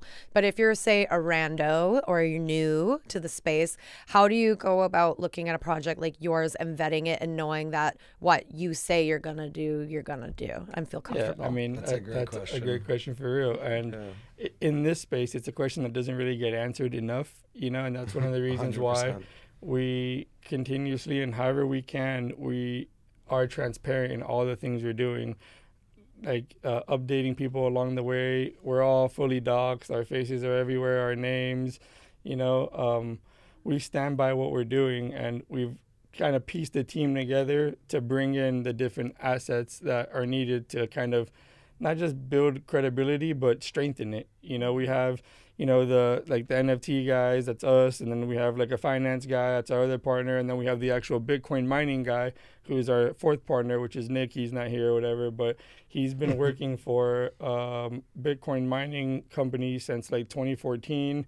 He's currently operating a 30 megawatt facility in Georgia. So he's our guy. He's the one that when anybody's going to have a question, it's going to be passed on to Nick. He's also the one that's going to be providing us with the proprietary software we're going to be using to give you the real-time data so that, when we tell you you're going to be earning this much, you can go look at what we're producing, factor in what your holdings are, and then hold us to it, So we're the whole step of the way being transparent with everything we're doing because too many projects make promises before they can actually do things. So I know it's not as common to, put your money where your mouth is, but that's kind of what we're doing is we're building everything and then we're telling you to join us as opposed to telling you, hey, come believe in us. We don't have anything, but we have great ideas, Well, I think there's a whole other component of this that should be mentioned that we're planning on developing this into a DAO structure as well. So enabling the community to also use their NFTs to vote on the future of mining. So after, somebody who doesn't really know about mining, they can kind of see how it's working, and then they can also be involved in the future of the project and what are we going to do next? Are we going to continue to mine Bitcoining and focus on that?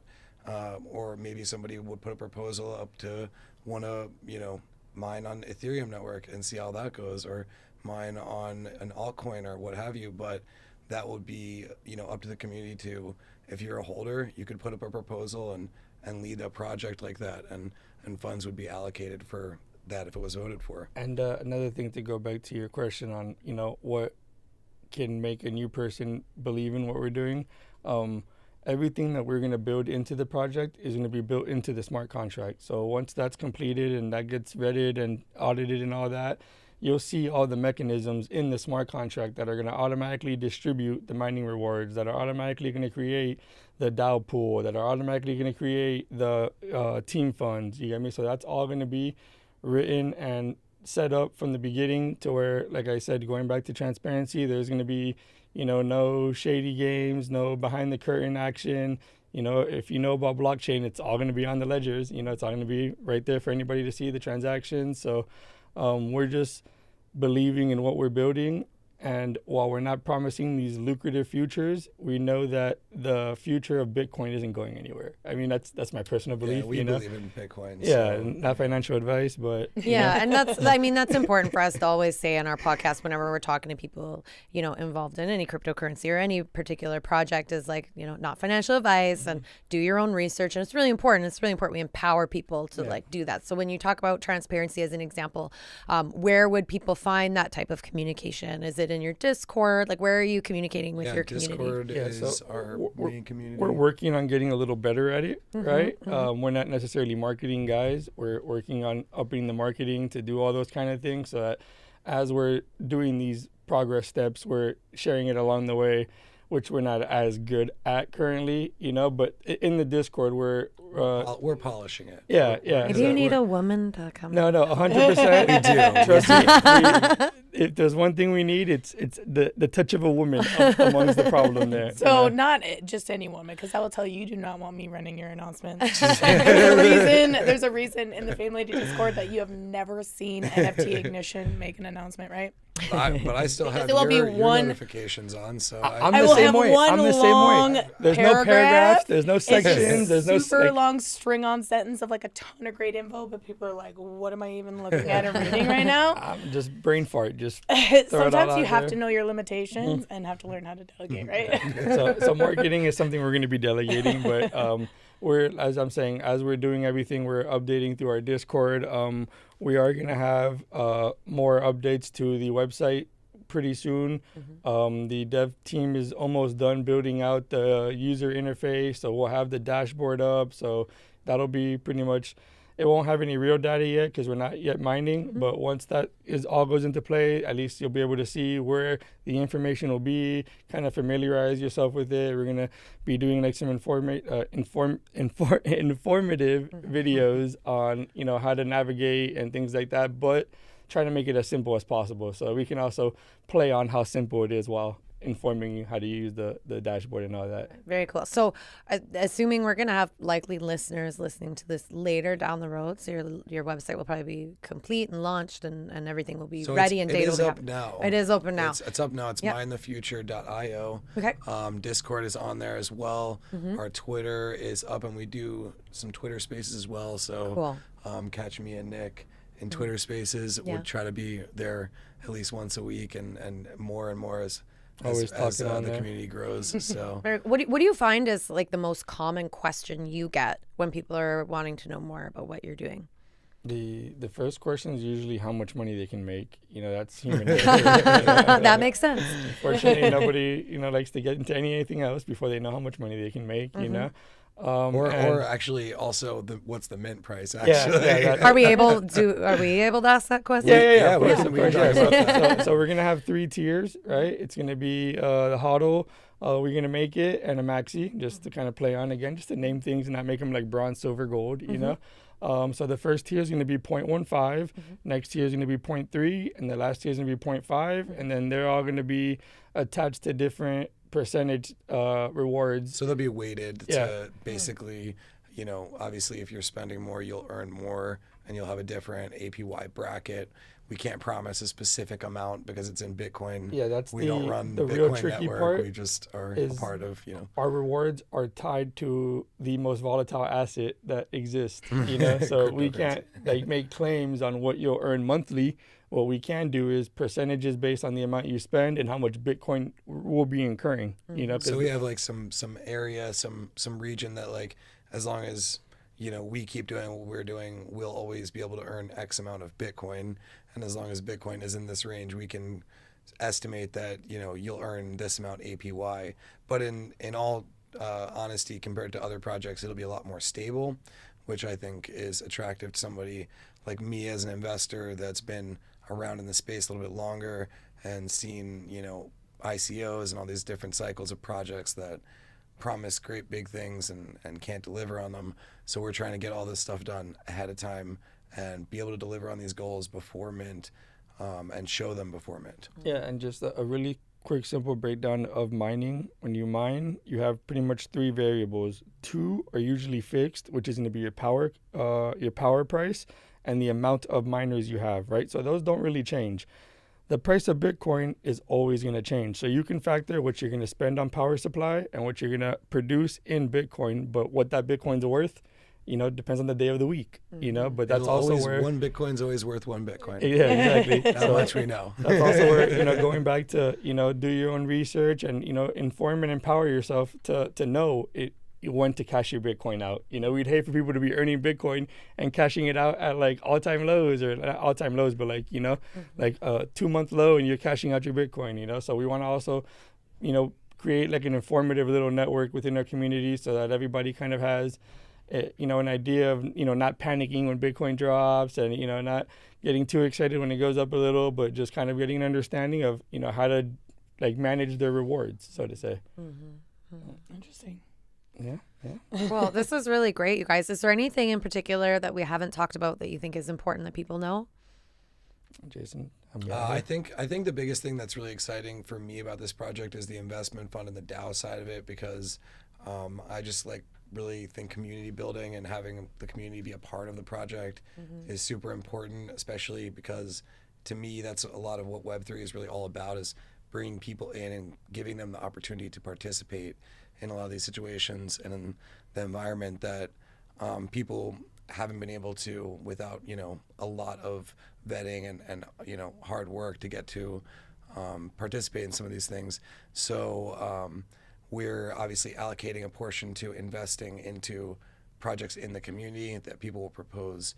If you're a holder and you know, have an idea that you are looking for funding for, we'll also be looking to improve and add in. And we're doing them as grants. We're not asking you for equity. We're not telling you, hey, you're now MTF's employee. Like this this is a DAO, so like we wanted to empower. We feel extremely users. blessed, and giving back is a big part of the project. And when it comes to mining and Bitcoin, like there's always some to give back, you know. So that's something that within our community we want to have, you know, a strong community with, you know, a lot of opinions and voices that, you know, when everybody agrees, we back. You know, we're not going to just have one person screaming the loudest and give into their little tantrum, you know. Well, that doesn't work in a DAO, right? Yeah, exactly. And that's the beautiful part of the DAO, is that, you know, things have to get done as proposals. They have to get voted. There has to be a quorum met in the voting. You get me? And if all those things happen, we're happy to abide. You get me? The community's spoken, and, you know, that's what we'll wind up doing. And that's something that, you know, I'm glad he brought up, because, you know, we want to give back, and we're doing it in a way where it's tied into, as I mentioned, the original smart contract. So from the mining pool, there's already going to be an allocation that's going to go towards like what we're calling the MTF grant program. And so we're going to pretty much just build that up. And that's all, again, we're going to have our dashboard where you're going to get to see what that fund is amassing. You get me? We're not just going to tell you, hey, we got X amount of money in there. Go check. You get me? You'll be able to check. And then as we disperse it, you know, we'll say, hey, such and such just got 2 Bitcoin for whatever it is that you guys all voted for. And, you know, going on like that, really, in my opinion, like getting the most out of what DAOs can do, you know, where you have community, you have holders, and they're rewarded for their participation and engagement in that DAO. I'm wondering for our audience who's listening right now, like we try to inform them, we try to educate. We've talked a little bit about DAOs in the past, but are there any resources or any ways you've like really been able to sink your teeth in to understand what DAOs are, what they can do? Like, is there any way you can direct people to kind of, if maybe they like what you're talking about, but they don't really understand the governance side of things or the voting structure side of things, like something you can point them to that would be helpful? Yeah, definitely. I mean, there's a few platforms that if you're participating in networks, you might not even know that you're able to vote and participate. So I think one is Tally. There's one called Snapshot. And these are just tools that if you have a project, you can enable people to use them like that. So I would definitely start with checking those out if you're already in the space. If you're not, I would say, it's a tough one. I maybe get in this space first. I would say DAOs ask are like level 2. Yeah. You know? NFT Ignition Yes. or Board Becky. Oh, not me. I'll just say, please DM NFT Ignition. DM NFT Ignition or me or Yeah, you can. My DMs are always open for great questions. I think a lot of it's hard to give great information, not because there's not a lot of people working to make good information, but I think just the space moves so quickly, especially with something like DAOs where regulation is happening so quickly. People are working to try to figure out how these are going to work best. So it's hard for me to pick one, decide one, but I would definitely say DM one of us if you have any questions. Yeah, cool. Like I got most of my DAO knowledge from an attorney that helped set up our business account. So I mean, That sounds like a good place to get some information from. So there is a lot of like legislation going into leveraging the way DAOs are. So there's actually, laws in states and countries already that are recognizing DAOs as forms of LLCs or S corps or different types of corporations, to where it just literally becomes every holder is a part of the company. Right. So it's like an S corp where you can give out percentages, but you don't have to assign the percentage. By being in the company, you're getting an allocation of that company's total. So it's quite advanced. It's not, it's not crypto for beginners. DAOs are probably like level 2 or 3 of what you do first, But I see this as something that is going to be in the next 5 to 10 years a part of most people's like everyday lives. And I think more and more people are going to gravitate towards implementing these kind of structures in traditional markets and traditional industries. And we're already seeing that happen now, but I think that's going to accelerate. And, so we're excited to be on the cutting edge of it as well. Very cool. So if people want to get a hold of you guys, let's remind our audience about your project and where to find the information, and then also both of you as individuals, how they can find you and follow you and maybe DM and stalk you and harass you. My profiles are pretty easy. It's just Lord NFTs, and the MTF Twitter is MTF DAO, and you can reach out to either of those. Either me or him or another partner that runs it, and then you can hit him up directly on his Instagram. Twitter, which is Jason Ben Ruby. Jason, just like Jason, and the last name is BenRubi. If you look up Ben Ruby at Ben Ruby NFT, it should come up as that as well. And also, if you go to the website www.mindthefuture.io, there's the link to our Discord on there. There's also the link to our Discord on our Twitter. And I recommend going into the Discord if you want to get the most updates and pretty much like the most news. Just drop in there or just shoot us a message on Discord or anything, and one of us will be happy to help and, give you whatever information to make you feel more comfortable. Cool. Awesome. Well, I just wanted to thank you guys again for not only sponsoring our event, but also just sponsoring kind of women in general in the space, always being a great support, even just personally between us as friends. So, just thank you for that, and thank you for coming on. No, we thank you for the opportunity. It's not that often we get to be a part of something that is rather unique in the sense of it's, all you guys, being women, supporting each other and uplifting each other and not being competitive, but in positive ways, where you guys bring the most out of each other instead of bringing each other down. And it's just, to me, that's a beautiful thing, like seeing the way you guys pour so much love to each other and genuinely help each other. And the amount of stories I've heard from anybody, oh yeah, Danielle's done this for me. Just like I can go through the list of random people. I'm like, oh, Danielle too? Yeah, she did this and that for me. And I'm like, damn, she's got too much time. Like, how is she doing everything for everybody? But everybody I talk to is like, oh yeah, just Danielle, happy to be a part of it. It's awesome. Like we're always grateful, like I said, wherever we can help or wherever we can be a part of, because we love what you guys are doing, and seeing you guys continue to succeed and keep growing, like that's just awesome to me. So you guys are just as talented, if not more, than most men are, but to me, like if we can support you guys however we can, being the only males on a panel is pretty cool. No, we really appreciate it. You guys are super inspiration for me and for we're both Fame Ladies holders as well. Yep. And we love what you guys Martian do. skin, black diamond eyes. So we're super happy to be here. So thank you. Wonderful. Thank you so much. Thank you. Really appreciate it. We appreciate you guys.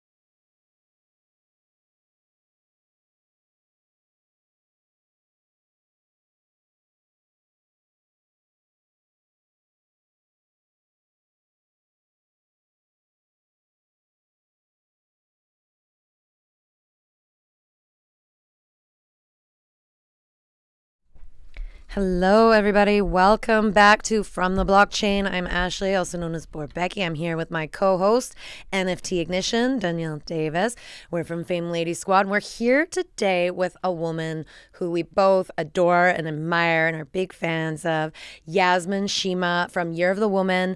Full disclosure, we are holders of her beautiful project. We're here in LA. We're live. Some of you are watching live right now, but we're really excited to just get to know you a bit better and to know about your story as an artist, how you got here, how you're feeling. So maybe just to start this off, tell us just a little bit about you and your journey into NFTs. Absolutely, and thank you so much for having me here today, ladies. This is wonderful to be in LA, actually, straight from Sydney. So just a little bit about my story. I'm a traditional painter, so I actually come from being a traditional artist and quite heavily painting for the last 5 years. And I transitioned into digital art midway through last year. So just a little backstory, but I basically had to pivot because I had a minor operation, which basically meant I couldn't stand at my easel. So I wanted to find a different way to create. So I actually taught myself digital art at that point. So I essentially just started to kind of create these art pieces, women and animals. That's my subject of choice. I've just been drawn to beauty and like the fearlessness and, just the grace and all of the things that women encapsulate. So I started to kind of like create these images, and I thought, well, I'll create Chinese zodiacs because it was very much around the theme of wanting to create something quite inclusive that people could relate to, and also obviously paint my subject of choice. So I started to create what we are now looking at as the Year of the Woman back then. And I basically kind of put that away, and then I started another collection which I called Ride or Die and minted on OpenSea. And so the kind of lead into Web3 is that I minted this 14-piece collection, but I wasn't able to accept any offers, and I wasn't able to actually understand how to enter Web3, even though I just minted them. I just couldn't kind of work out the next step. So kind of fast forward from that, and I ended up talking to my friend William, who's my now project manager with Year of the Woman, and he was able to help educate me and essentially onboard me into Web3. And I sort of went back to my original idea of the Chinese zodiacs, and I said, well, how about turning this into a project? I'd really love to see if that's something that I can do in Web3. And he basically backed me, and we kicked off Year of the Woman last Christmas. So we minted on International Women's Day. We're actually still minting now. And it's based around the Chinese zodiacs, as I said.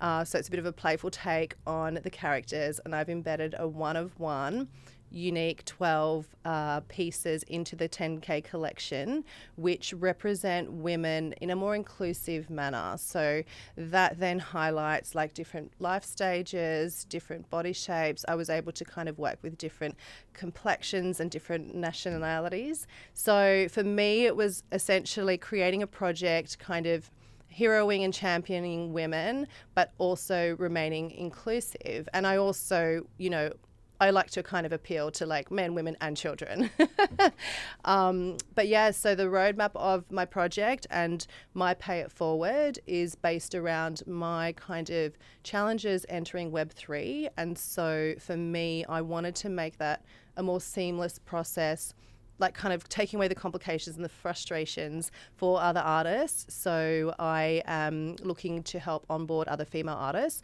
not limited to, but a highlight on female artists to help them to enter Web3, and essentially working alongside with collaborating with these artists or just supporting them to create either a Genesis collection or a project. But the thing is, they don't need to do like a big project like mine. They could essentially just create a body of work, have all the resources and support needed, which we can provide as Year of the Woman, and then essentially just, access our community, access all the benefits of everything that we have to offer, and retain full royalties of the work. So, it's like almost like a record label, but without any contracts, without any kind of ties to us. They come to us for as little or as long as they want.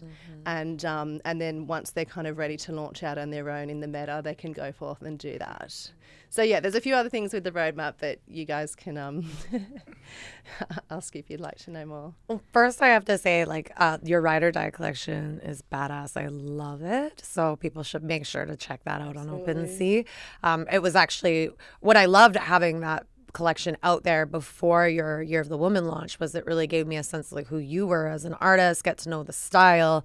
I was very attracted to it, like resonated to me. So I thought that was really interesting. And I love your point about like artists don't have to dive off the deep end to get into this space. And sometimes starting smaller might actually be beneficial.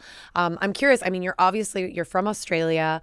You've been an artist for a long time. I'm wondering, do you have a community of artists back home where you're from?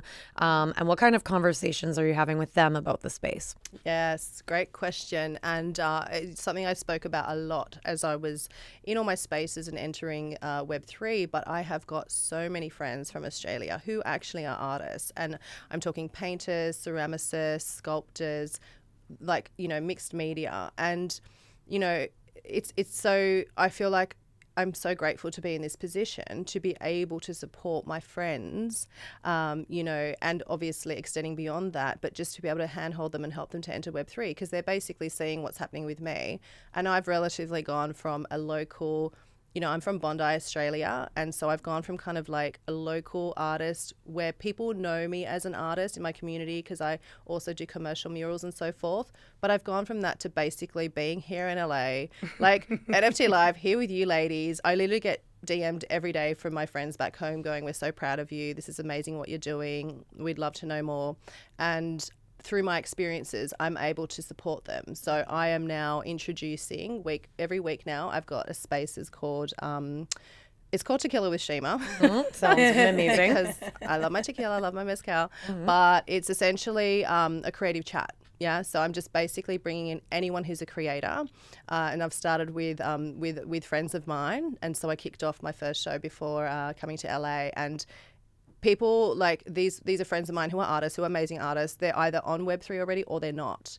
And my community are literally just lapping them up, So people are able to meet these new artists that are relatively undiscovered, that are literally at that point where, they don't want to work a full-time corporate job anymore. They just want to do their art.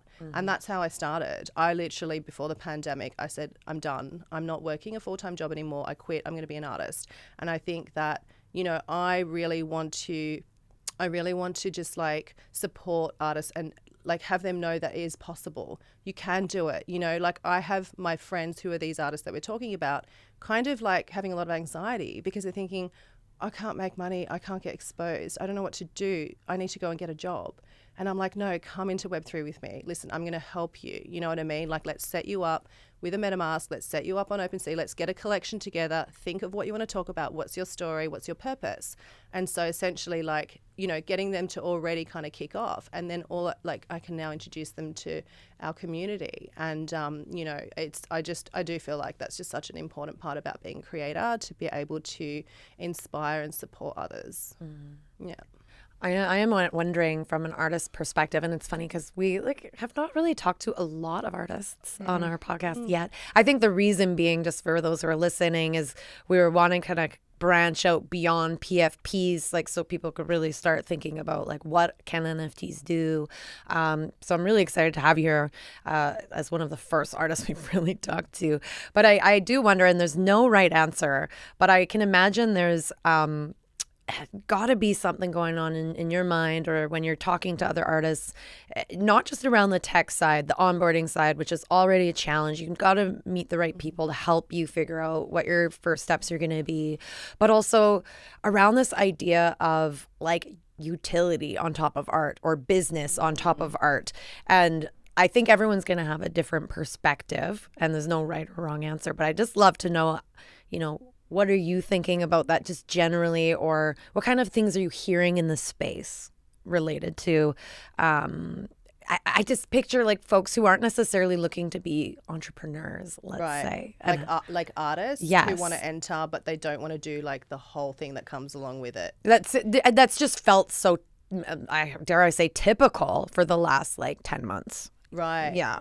So I think, So is it the kind of sort of thing that you phrasing the question as though like they could do as little or as much as they want, because obviously doing a project, it requires a lot. Like it's a big job. Yes. So not to overwhelm these artists. I guess I'm wondering what people are thinking about when they're entering the space as a visual artist. Are they like thinking, well, that seems too overwhelming? Like there's these huge projects. Now you've got to maintain and build and nurture not only a community, but now, and I hate that we don't really mean to use the word utility, but like value adds to the community in an ongoing way. Well, oh, sorry. But yeah, so how I like to explain that, and that sort of brings me back to what I was saying before of like they can lean on us for as little or as much as they want. Because what I do know is that, you know, doing a project or a generative project is completely different to being one-of-one artist. Okay, so I actually have the both kind of by default, I guess. Like the Ride or Die was my entry or my kind of way of coming in, and I will continue to release collections upon that. But the 10K was a kind of bigger picture, which you actually, you know, you need a whole team. You need like an entire team to support that. And so I think my message to the artists is that you don't need to do that. You can enter as a one-of-one artist. You can literally just do your art that you love. You can come up with a collection, which is, you know, obviously what we want to work with a cohesive body of work anyway. And you can literally convert all of your NFTs into your physical, because that's what the people want. Like it's all about bridging the gap between the digital and the physical. So, you know, these artists, like for example, I've got a ceramicist artist, right? And she's a friend of mine who she's questioning how can she be in Web3? And I'm like, well, you have your NFTs and you have the real life piece that people can then have in their home.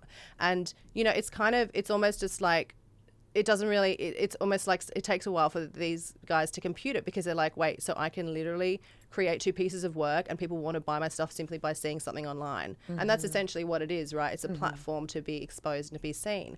So I think that, you know, the bottom line is that you literally can just create the work that you love to do, be a one-on-one artist.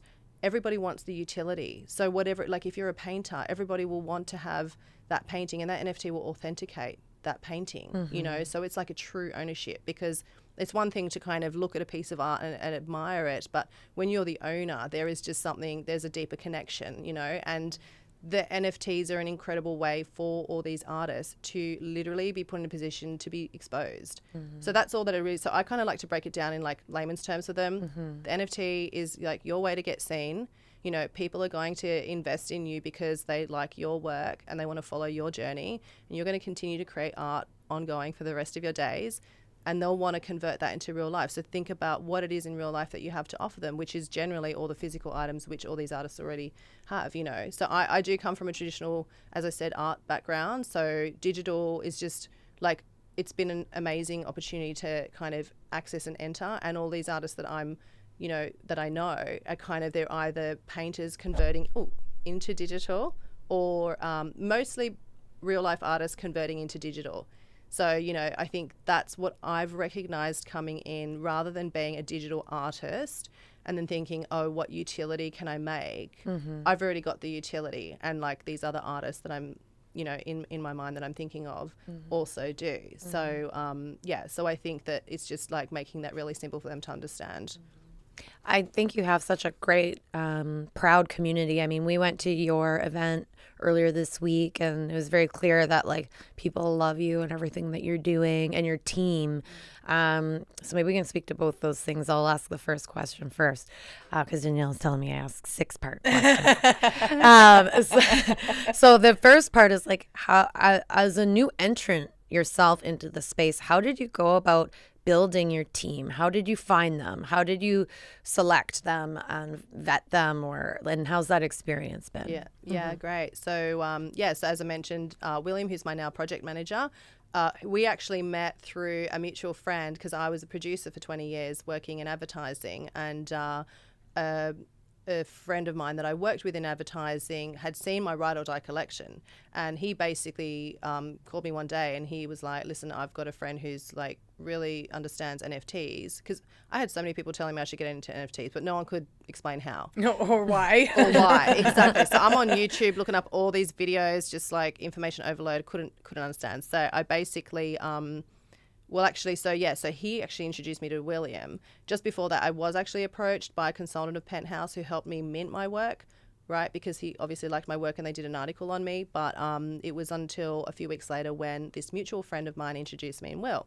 So that's how Will and I got to talking. So we spent rounds and rounds of like hours on conversation just about really him helping to educate me. And so the rest of the team, the core team, friends with William. They've been friends for like 2 decades. So they're just like this strong group of friends. They're all business owners. They're all entrepreneurs. They all own their own successful businesses. So they've all brought business to market. So they've got all of those skills and ability. So that, you know, obviously that's business development, project managing, publicity.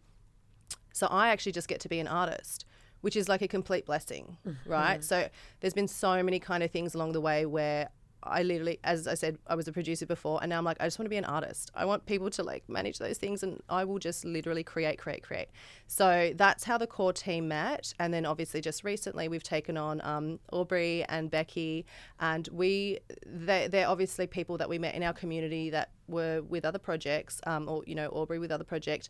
And these are friendships developed. These are friendships developed through the Web3 space, alignments, connections, like proper connections made. Like I remember speaking to Aubrey on one of our first spaces, and like we ended up talking about Nicaragua on this space, and I just literally felt like she was a girl that I met in Nicaragua having like a rum on the beach and dancing, and now we're like, she's my right-hand woman. And Becky, met her the same way in Web3, and literally we connected the very first time we met. She was like, how did I not know about you? Where have I been living under a rock? And it was like those instant connections, and now they're my team here in LA. So, you know, it's literally through, I don't know, I just feel like I'm so grateful that we have formed this incredible team of people who essentially have all come together in a very short amount of time.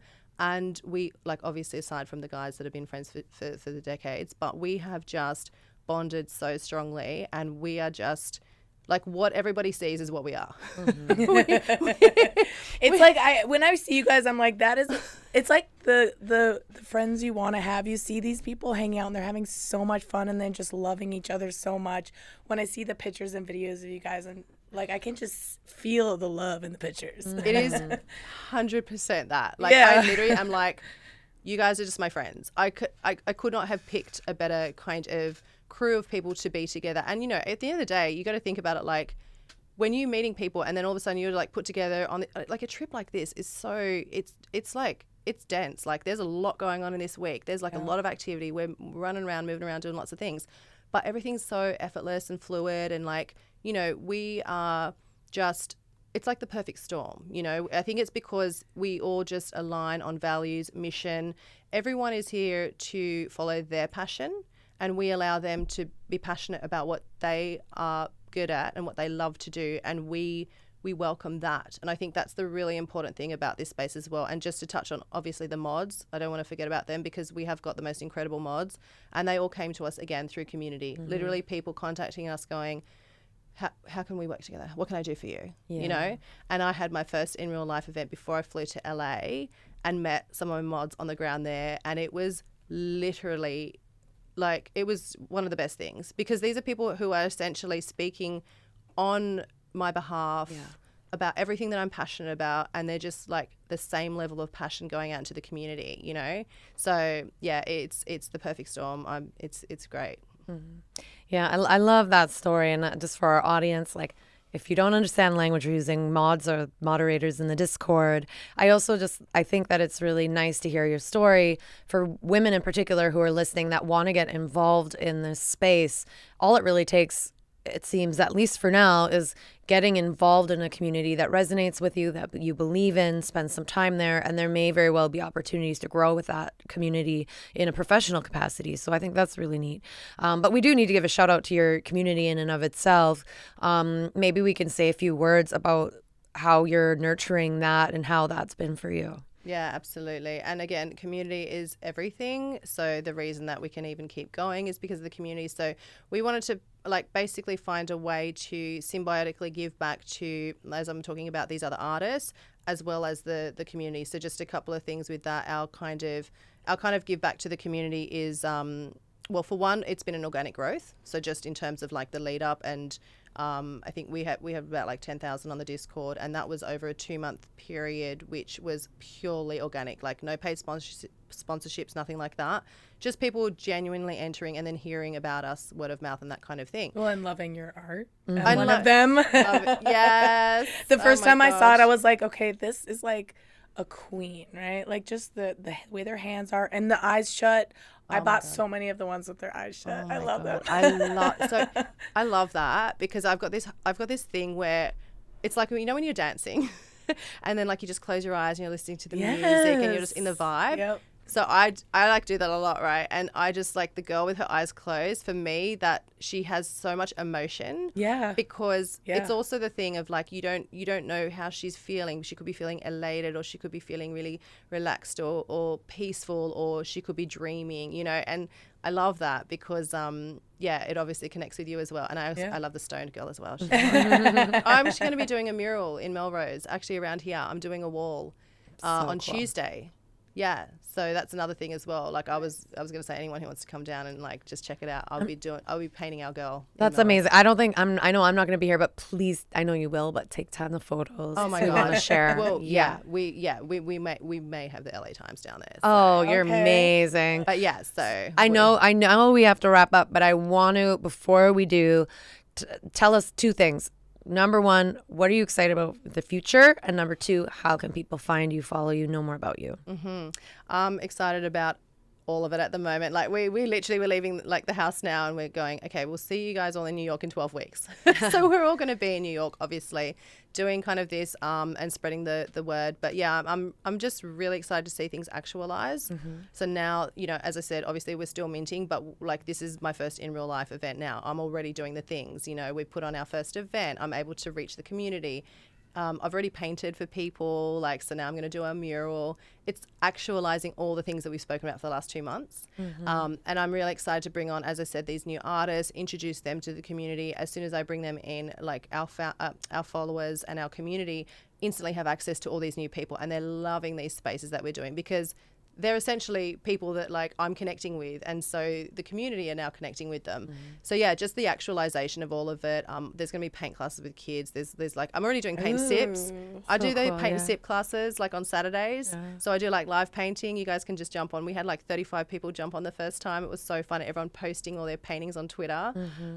So you know, just really all of that, and really being able to see, you know, our community grow and stay with us. And I think for me, it's a long-term game. Like I just would, my greatest vision would be that, you know, a success for me, I think looks like, obviously like, you know, the floor and all that stuff, you know, that's one level of a success. But for me, it's being able to kind of pursue my career and my life as an artist, have all like, you know, as many people as want to follow my journey and my work, and to be able to like support my team as well. And just like, you know, be able to, you know, them be doing what they love. And a lot of them can now quit their jobs, you know, in real life and move into Web3 and be able to, you know, work the I guess in this sort of lifestyle and passion arena, you know. So that for me is what I'm excited about.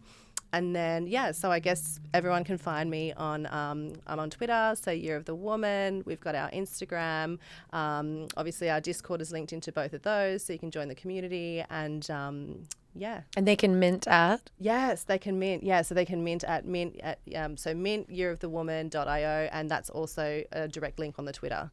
Yes. So. Very cool. Awesome. Well, this has been so fun. It's been so nice to, like, we've met in online and done spaces, but seeing you IRL and meeting you in person has just been so lovely. So I know we'll see you again. Tomorrow. Tomorrow. And then again. Yes. Well, thank you so much for coming on, though. It was a pleasure.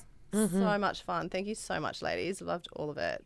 Awesome. Yes. Well, we will be right back from the blockchain. See you all soon.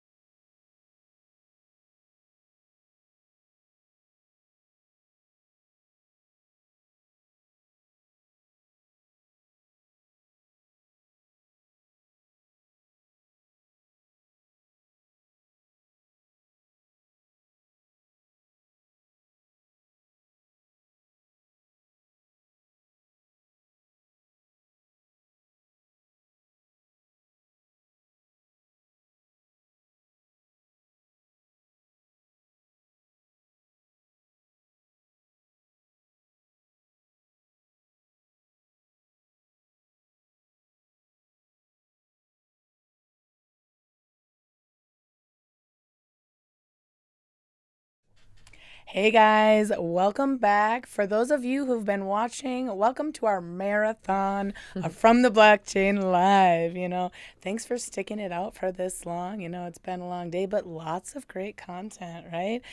Here I am, NFT Ignition, Ashley Smith, also known as Board Becky, and we have a lovely host today named Iris. Iris, why don't you tell us a little bit more about yourself and your project? Thank you. I'm so glad to be here. So I am a business owner. I'm the co-founder and CEO of a startup that is still in stealth mode, but we can talk a little bit about it today.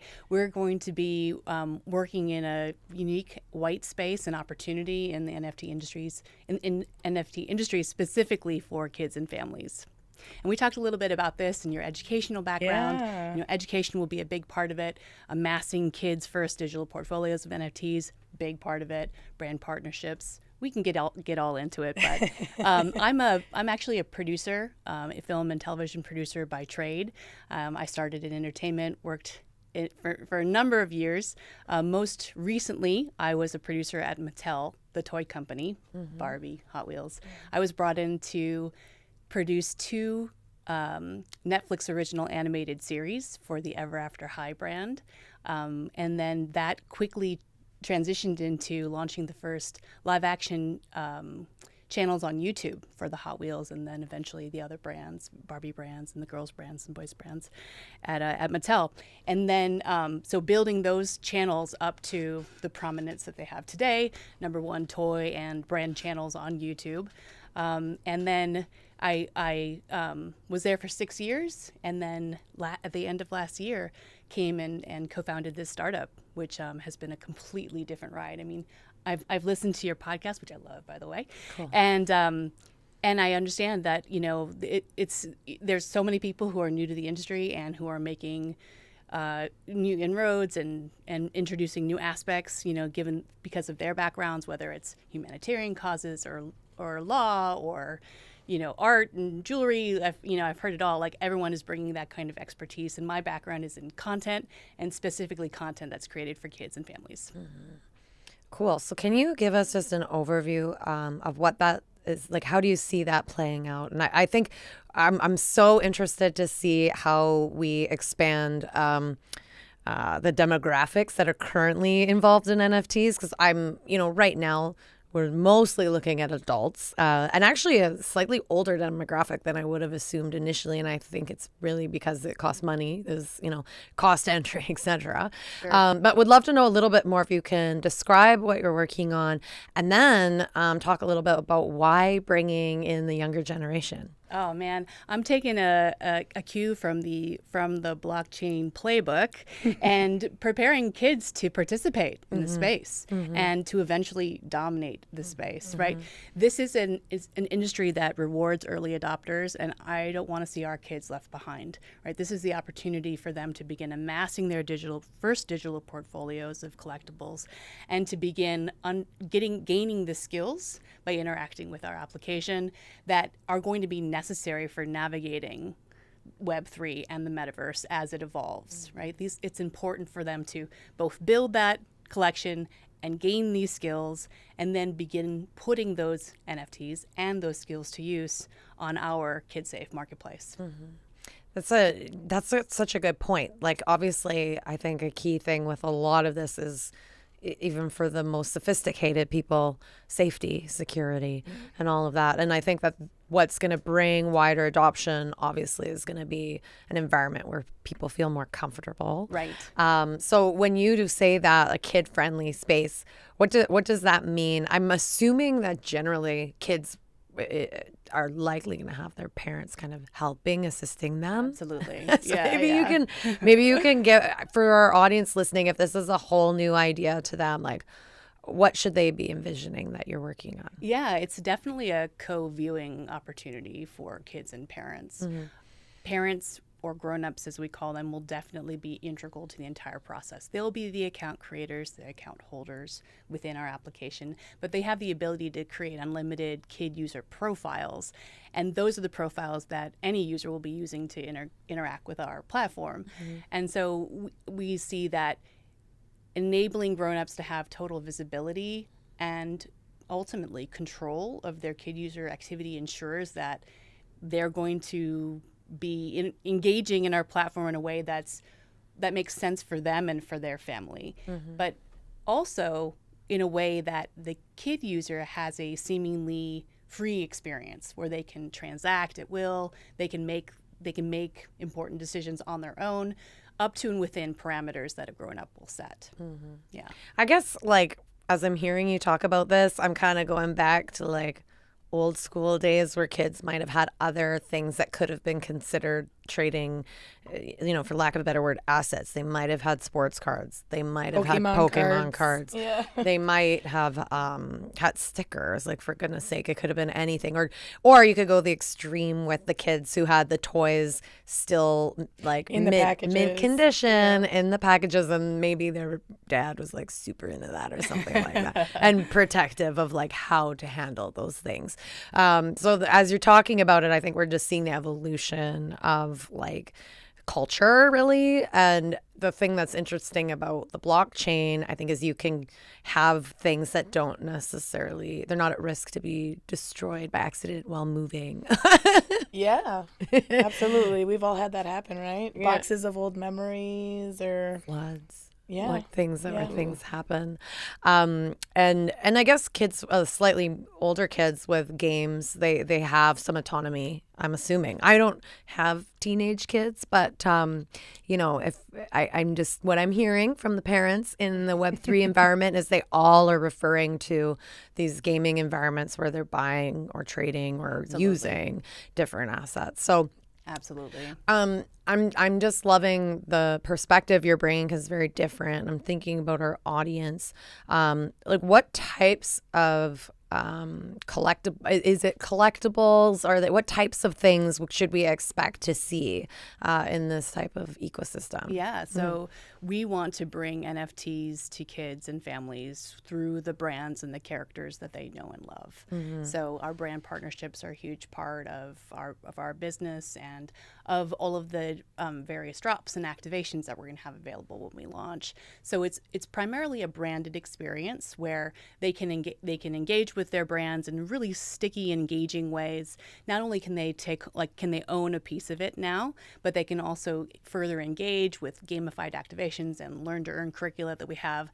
Think of your favorite character, and if they have an entire video series with companion activities and maybe quizzes, that's your opportunity to engage with a character that you love, that you trust, and to learn this really important skill through that experience. So it's a branded NFT experience, and then later down the roadmap, we can work in creator tools where kids can also begin creating their own art and NFTs. Okay, so that opened up two things, and this is why I have this blank sheet of paper in front of me.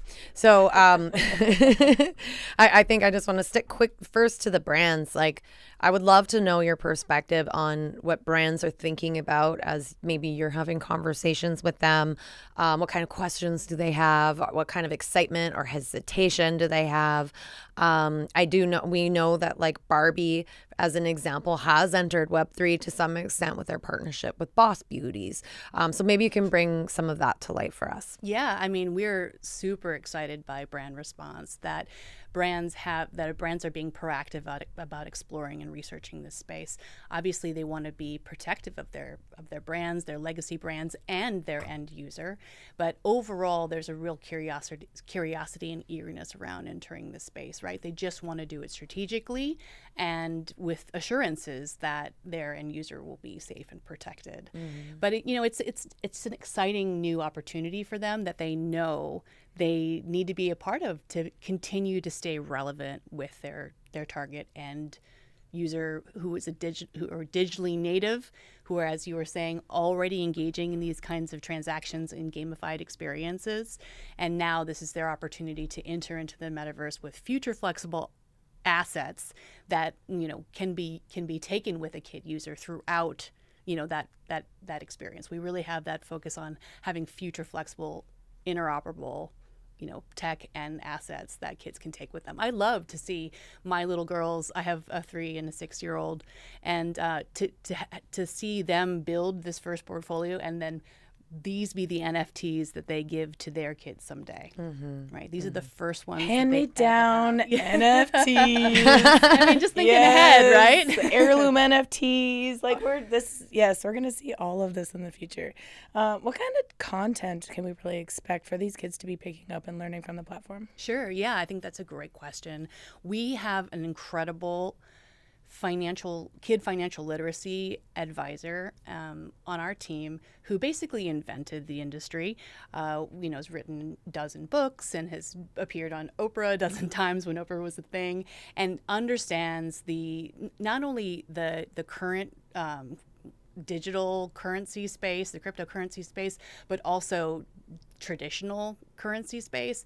And so she's bringing so much insight and so much experience into building out our Learn to Earn curricula, where they can learn the basics of financial literacy: spend responsibly, save, share, right? And how we imbue that not only into our Learn to Earn curricula, but also the activations itself. We have the opportunity to create NFT drops where, maybe you buy one and you receive an extra one that you are compelled to give, whether it's to share with a friend or to a charitable organization. We're instilling that good, healthy financial habit right from the top, and getting kids to build and flex those muscles. I love that Learn to Earn. I know. I feel like it was, for those listening, we have now talked a bit about play to earn, but Learn to Earn just sounds so wonderful, and it's such a neat thing. I just remember as like a 90s kid playing on like really basic computer games, but I love, and to learn, they were educational things, and I just thought it was so fun. So this takes it next level because it incentivizes kids. That's very, very cool. I want to get back, you mentioned about kids creating their own assets or whatever on the blockchain, and so I want to know a little bit more about that. One thing I have heard kind of along the way are just ideas about, even parents minting like their kids' first like art, and just a way to keep it, and right, like, and and that might simply be personal versus like for any other reason. But if your kid turns out to be Picasso, that might be pretty interesting one day. Or same thing about your kid's first like sports team photos. Like if they end up being like LeBron James or Wayne Gretzky, like those might be important sports cards one day. Anyways, I wanted to throw that in because I think that's fun, but I'd love for you to talk about the creation side for kids. Yeah. My 6-year-old daughter just performed in a school talent show today, and I have video of her singing her first, doing her first live performance. Aww. And I'm like, I want to immortalize this. And Absolutely. Of course, like you were saying, these are the moments that are personal to me as a mom, right? That I love and I cherish and I want to just like hold and capture and keep forever. But I think that sentimental value and that personal value is universal, right? And whether our kid creator tools are intended for kids to create, drops for listing and public sale, or to gift to their family or their friends or the people that they care about in their life, I think that there's really just, there's just obvious utility there, like. And so then that's still something a little bit further down, like I mentioned on the roadmap, but it's just a natural progression to what it is that we're building, right? Mm-hmm. First, we create the ecosystem, we bring in the brands. It's a huge validation for what we're trying to do, and it helps parents understand what we're trying to do, and then we layer in these additional tools where kids can start creating and maybe even start building off of and on top of the NFTs that they've collected. I'm sure people are wondering, and I'm sure this could be something that might evolve over time, but can you talk a little bit just about like the payment method? Because I know so many people right now are thinking about NFTs and they're mostly thinking about crypto. Are we thinking crypto? Are we thinking alternative ways of people being able to adopt this? Yeah, I mean, we definitely want to, for an app that is for the crypto curious, we need to first lower those barriers to entry to really get them into it. So we're making that path as easy, we're lowering the barriers, and we're making the path as easy as possible. And maybe at launch we can talk a little bit more about how we're approaching that. I mean, I don't know that that's the most proprietary part of the business, but it's an important aspect of how we're trying to make it very easy and palatable to enter into an otherwise kind of risky and volatile space. So I guess now as you're building this out, what are you the most excited about? What are you thinking about for the next, say, 12 months, let's say? I mean, we are poised and ready for a successful launch. And I just can't wait to see this in the hands, see our application in the hands, on the tablets and in the hands of our target user. Do you have a general sense of the launch time? Yeah, we want to be live and in the public Q3 of this year, primed and ready for what's otherwise a very popular and exciting season for kids and families with back to school and the winter holidays, or the fall and winter holidays. So we want to be really primed and ready for that time. So obviously, I'm looking forward to that. It's going to be such an amazing experience to see this thing that was just an idea 6 months ago, come to fruition and be in the hands of real users. But of course, that will be the culmination of that would be to see my little girls using it, right? Especially my 6-year-old who is already a total gamer and constantly asking me for apps and asking me to get involved in this, that, or the other online. And so to see that in her hands would be insane. I would love to know, because I know we have a few minutes still. You come from a more traditional, like corporate, like professional background than maybe some others in this space, and so you bring a layer of expertise. You bring probably a network. You have folks you can lean on. But I'm just wondering, just for our audience, if they're thinking about starting to explore this environment from a professional capacity, how have you found just starting and like building, in a startup capacity, like building out a team, finding people you trust that have the skill set that can add to the things that maybe you need to lean on them for? Sure. I mean, with a producer background, this feels very comfortable to me, right? I'm experienced with taking the creative and translating that into something actionable, building the team around it, delivering it, finishing it. As a producer, it felt very comfortable to me. But as a startup and as a startup CEO, and as someone who's really hands-on with the tech, this is the skills are transferable, but there's definitely a learning curve, right?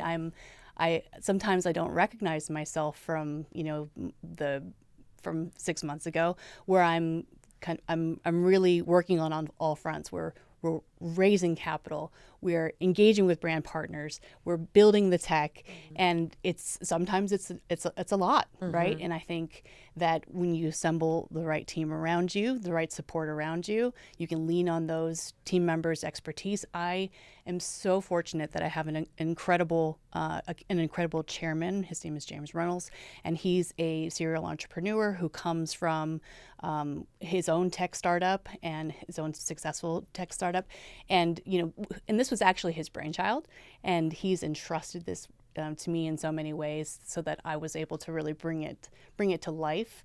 But I lean on his expertise, the expertise of my board, the advisors that I've assembled around me. It's really necessary, because it could become very overwhelming very fast, even for a producer like me that's used to managing lots of moving parts. And I think it also helped too, because prior to my time at Mattel, I was at a startup that was acquired by Hallmark, that became what is now known as Hallmark Movies Now, Hallmark's SVOD service, delivering their 50-year library of Hallmark Hall of Fame films to fans. And having had just that little bit of startup experience prior to the transition to Hallmark was also really valuable. There's so many times where I reference that time in my life and being a part of that environment that influence how I'm trying to build and run my company now. I'm curious about one last thing related to raising capital, fundraising in Web3. If we're probably not going to be able to dive super deep, but I'm super curious, like, what kind of questions are you getting? What kind of feedback are you getting? It's obviously a new space, probably seen as higher risk from investors. So just any anecdotes that you can add for our audience. Yeah, I mean, any startup CEO knows what it's like to be on the fundraising trail and the road show. And this is also one of those huge learning curves for me. I think that for those who understand the space, I don't have to do the tech education. I don't have to do the NFT and crypto education, right? There's an immediate understanding. Okay, we see the white space, we see the opportunity, we see your company's competitive advantage, but then it comes down to can you deliver on the promise of the premise, which is this incredible branded experience. And so we feel very confident that we can do that. And then when we talk about more traditional investors that maybe aren't as tech savvy, then there's the whole educational piece about it, right? Because these are a lot of traditional media, content, and consumer product companies who don't necessarily have if they have a digital strategy, NFTs and that's all they're not even there yet, right? So it's the big learning curve and kind of bringing people along to understand that maybe not everything that you hear in the headlines, is totally true, that it's this scary, volatile, risky place. I mean, there's aspects of that, which you've definitely covered in other interviews on podcasts, but I think that there's a way to also create some control in a decentralized environment, especially when it comes to our kids and families. Very cool. This has been such an interesting conversation. I'm so glad you were able to come. It was lovely to meet you, Iris. Before we go, can you please tell our audience where they can find you and where they can find more about what you're working on? Yeah, so like I mentioned, we're a startup in stealth mode, so we'll be making some big announcements next month. So you can be looking out for those. Maybe we can even share that announcement here on From the Blockchain.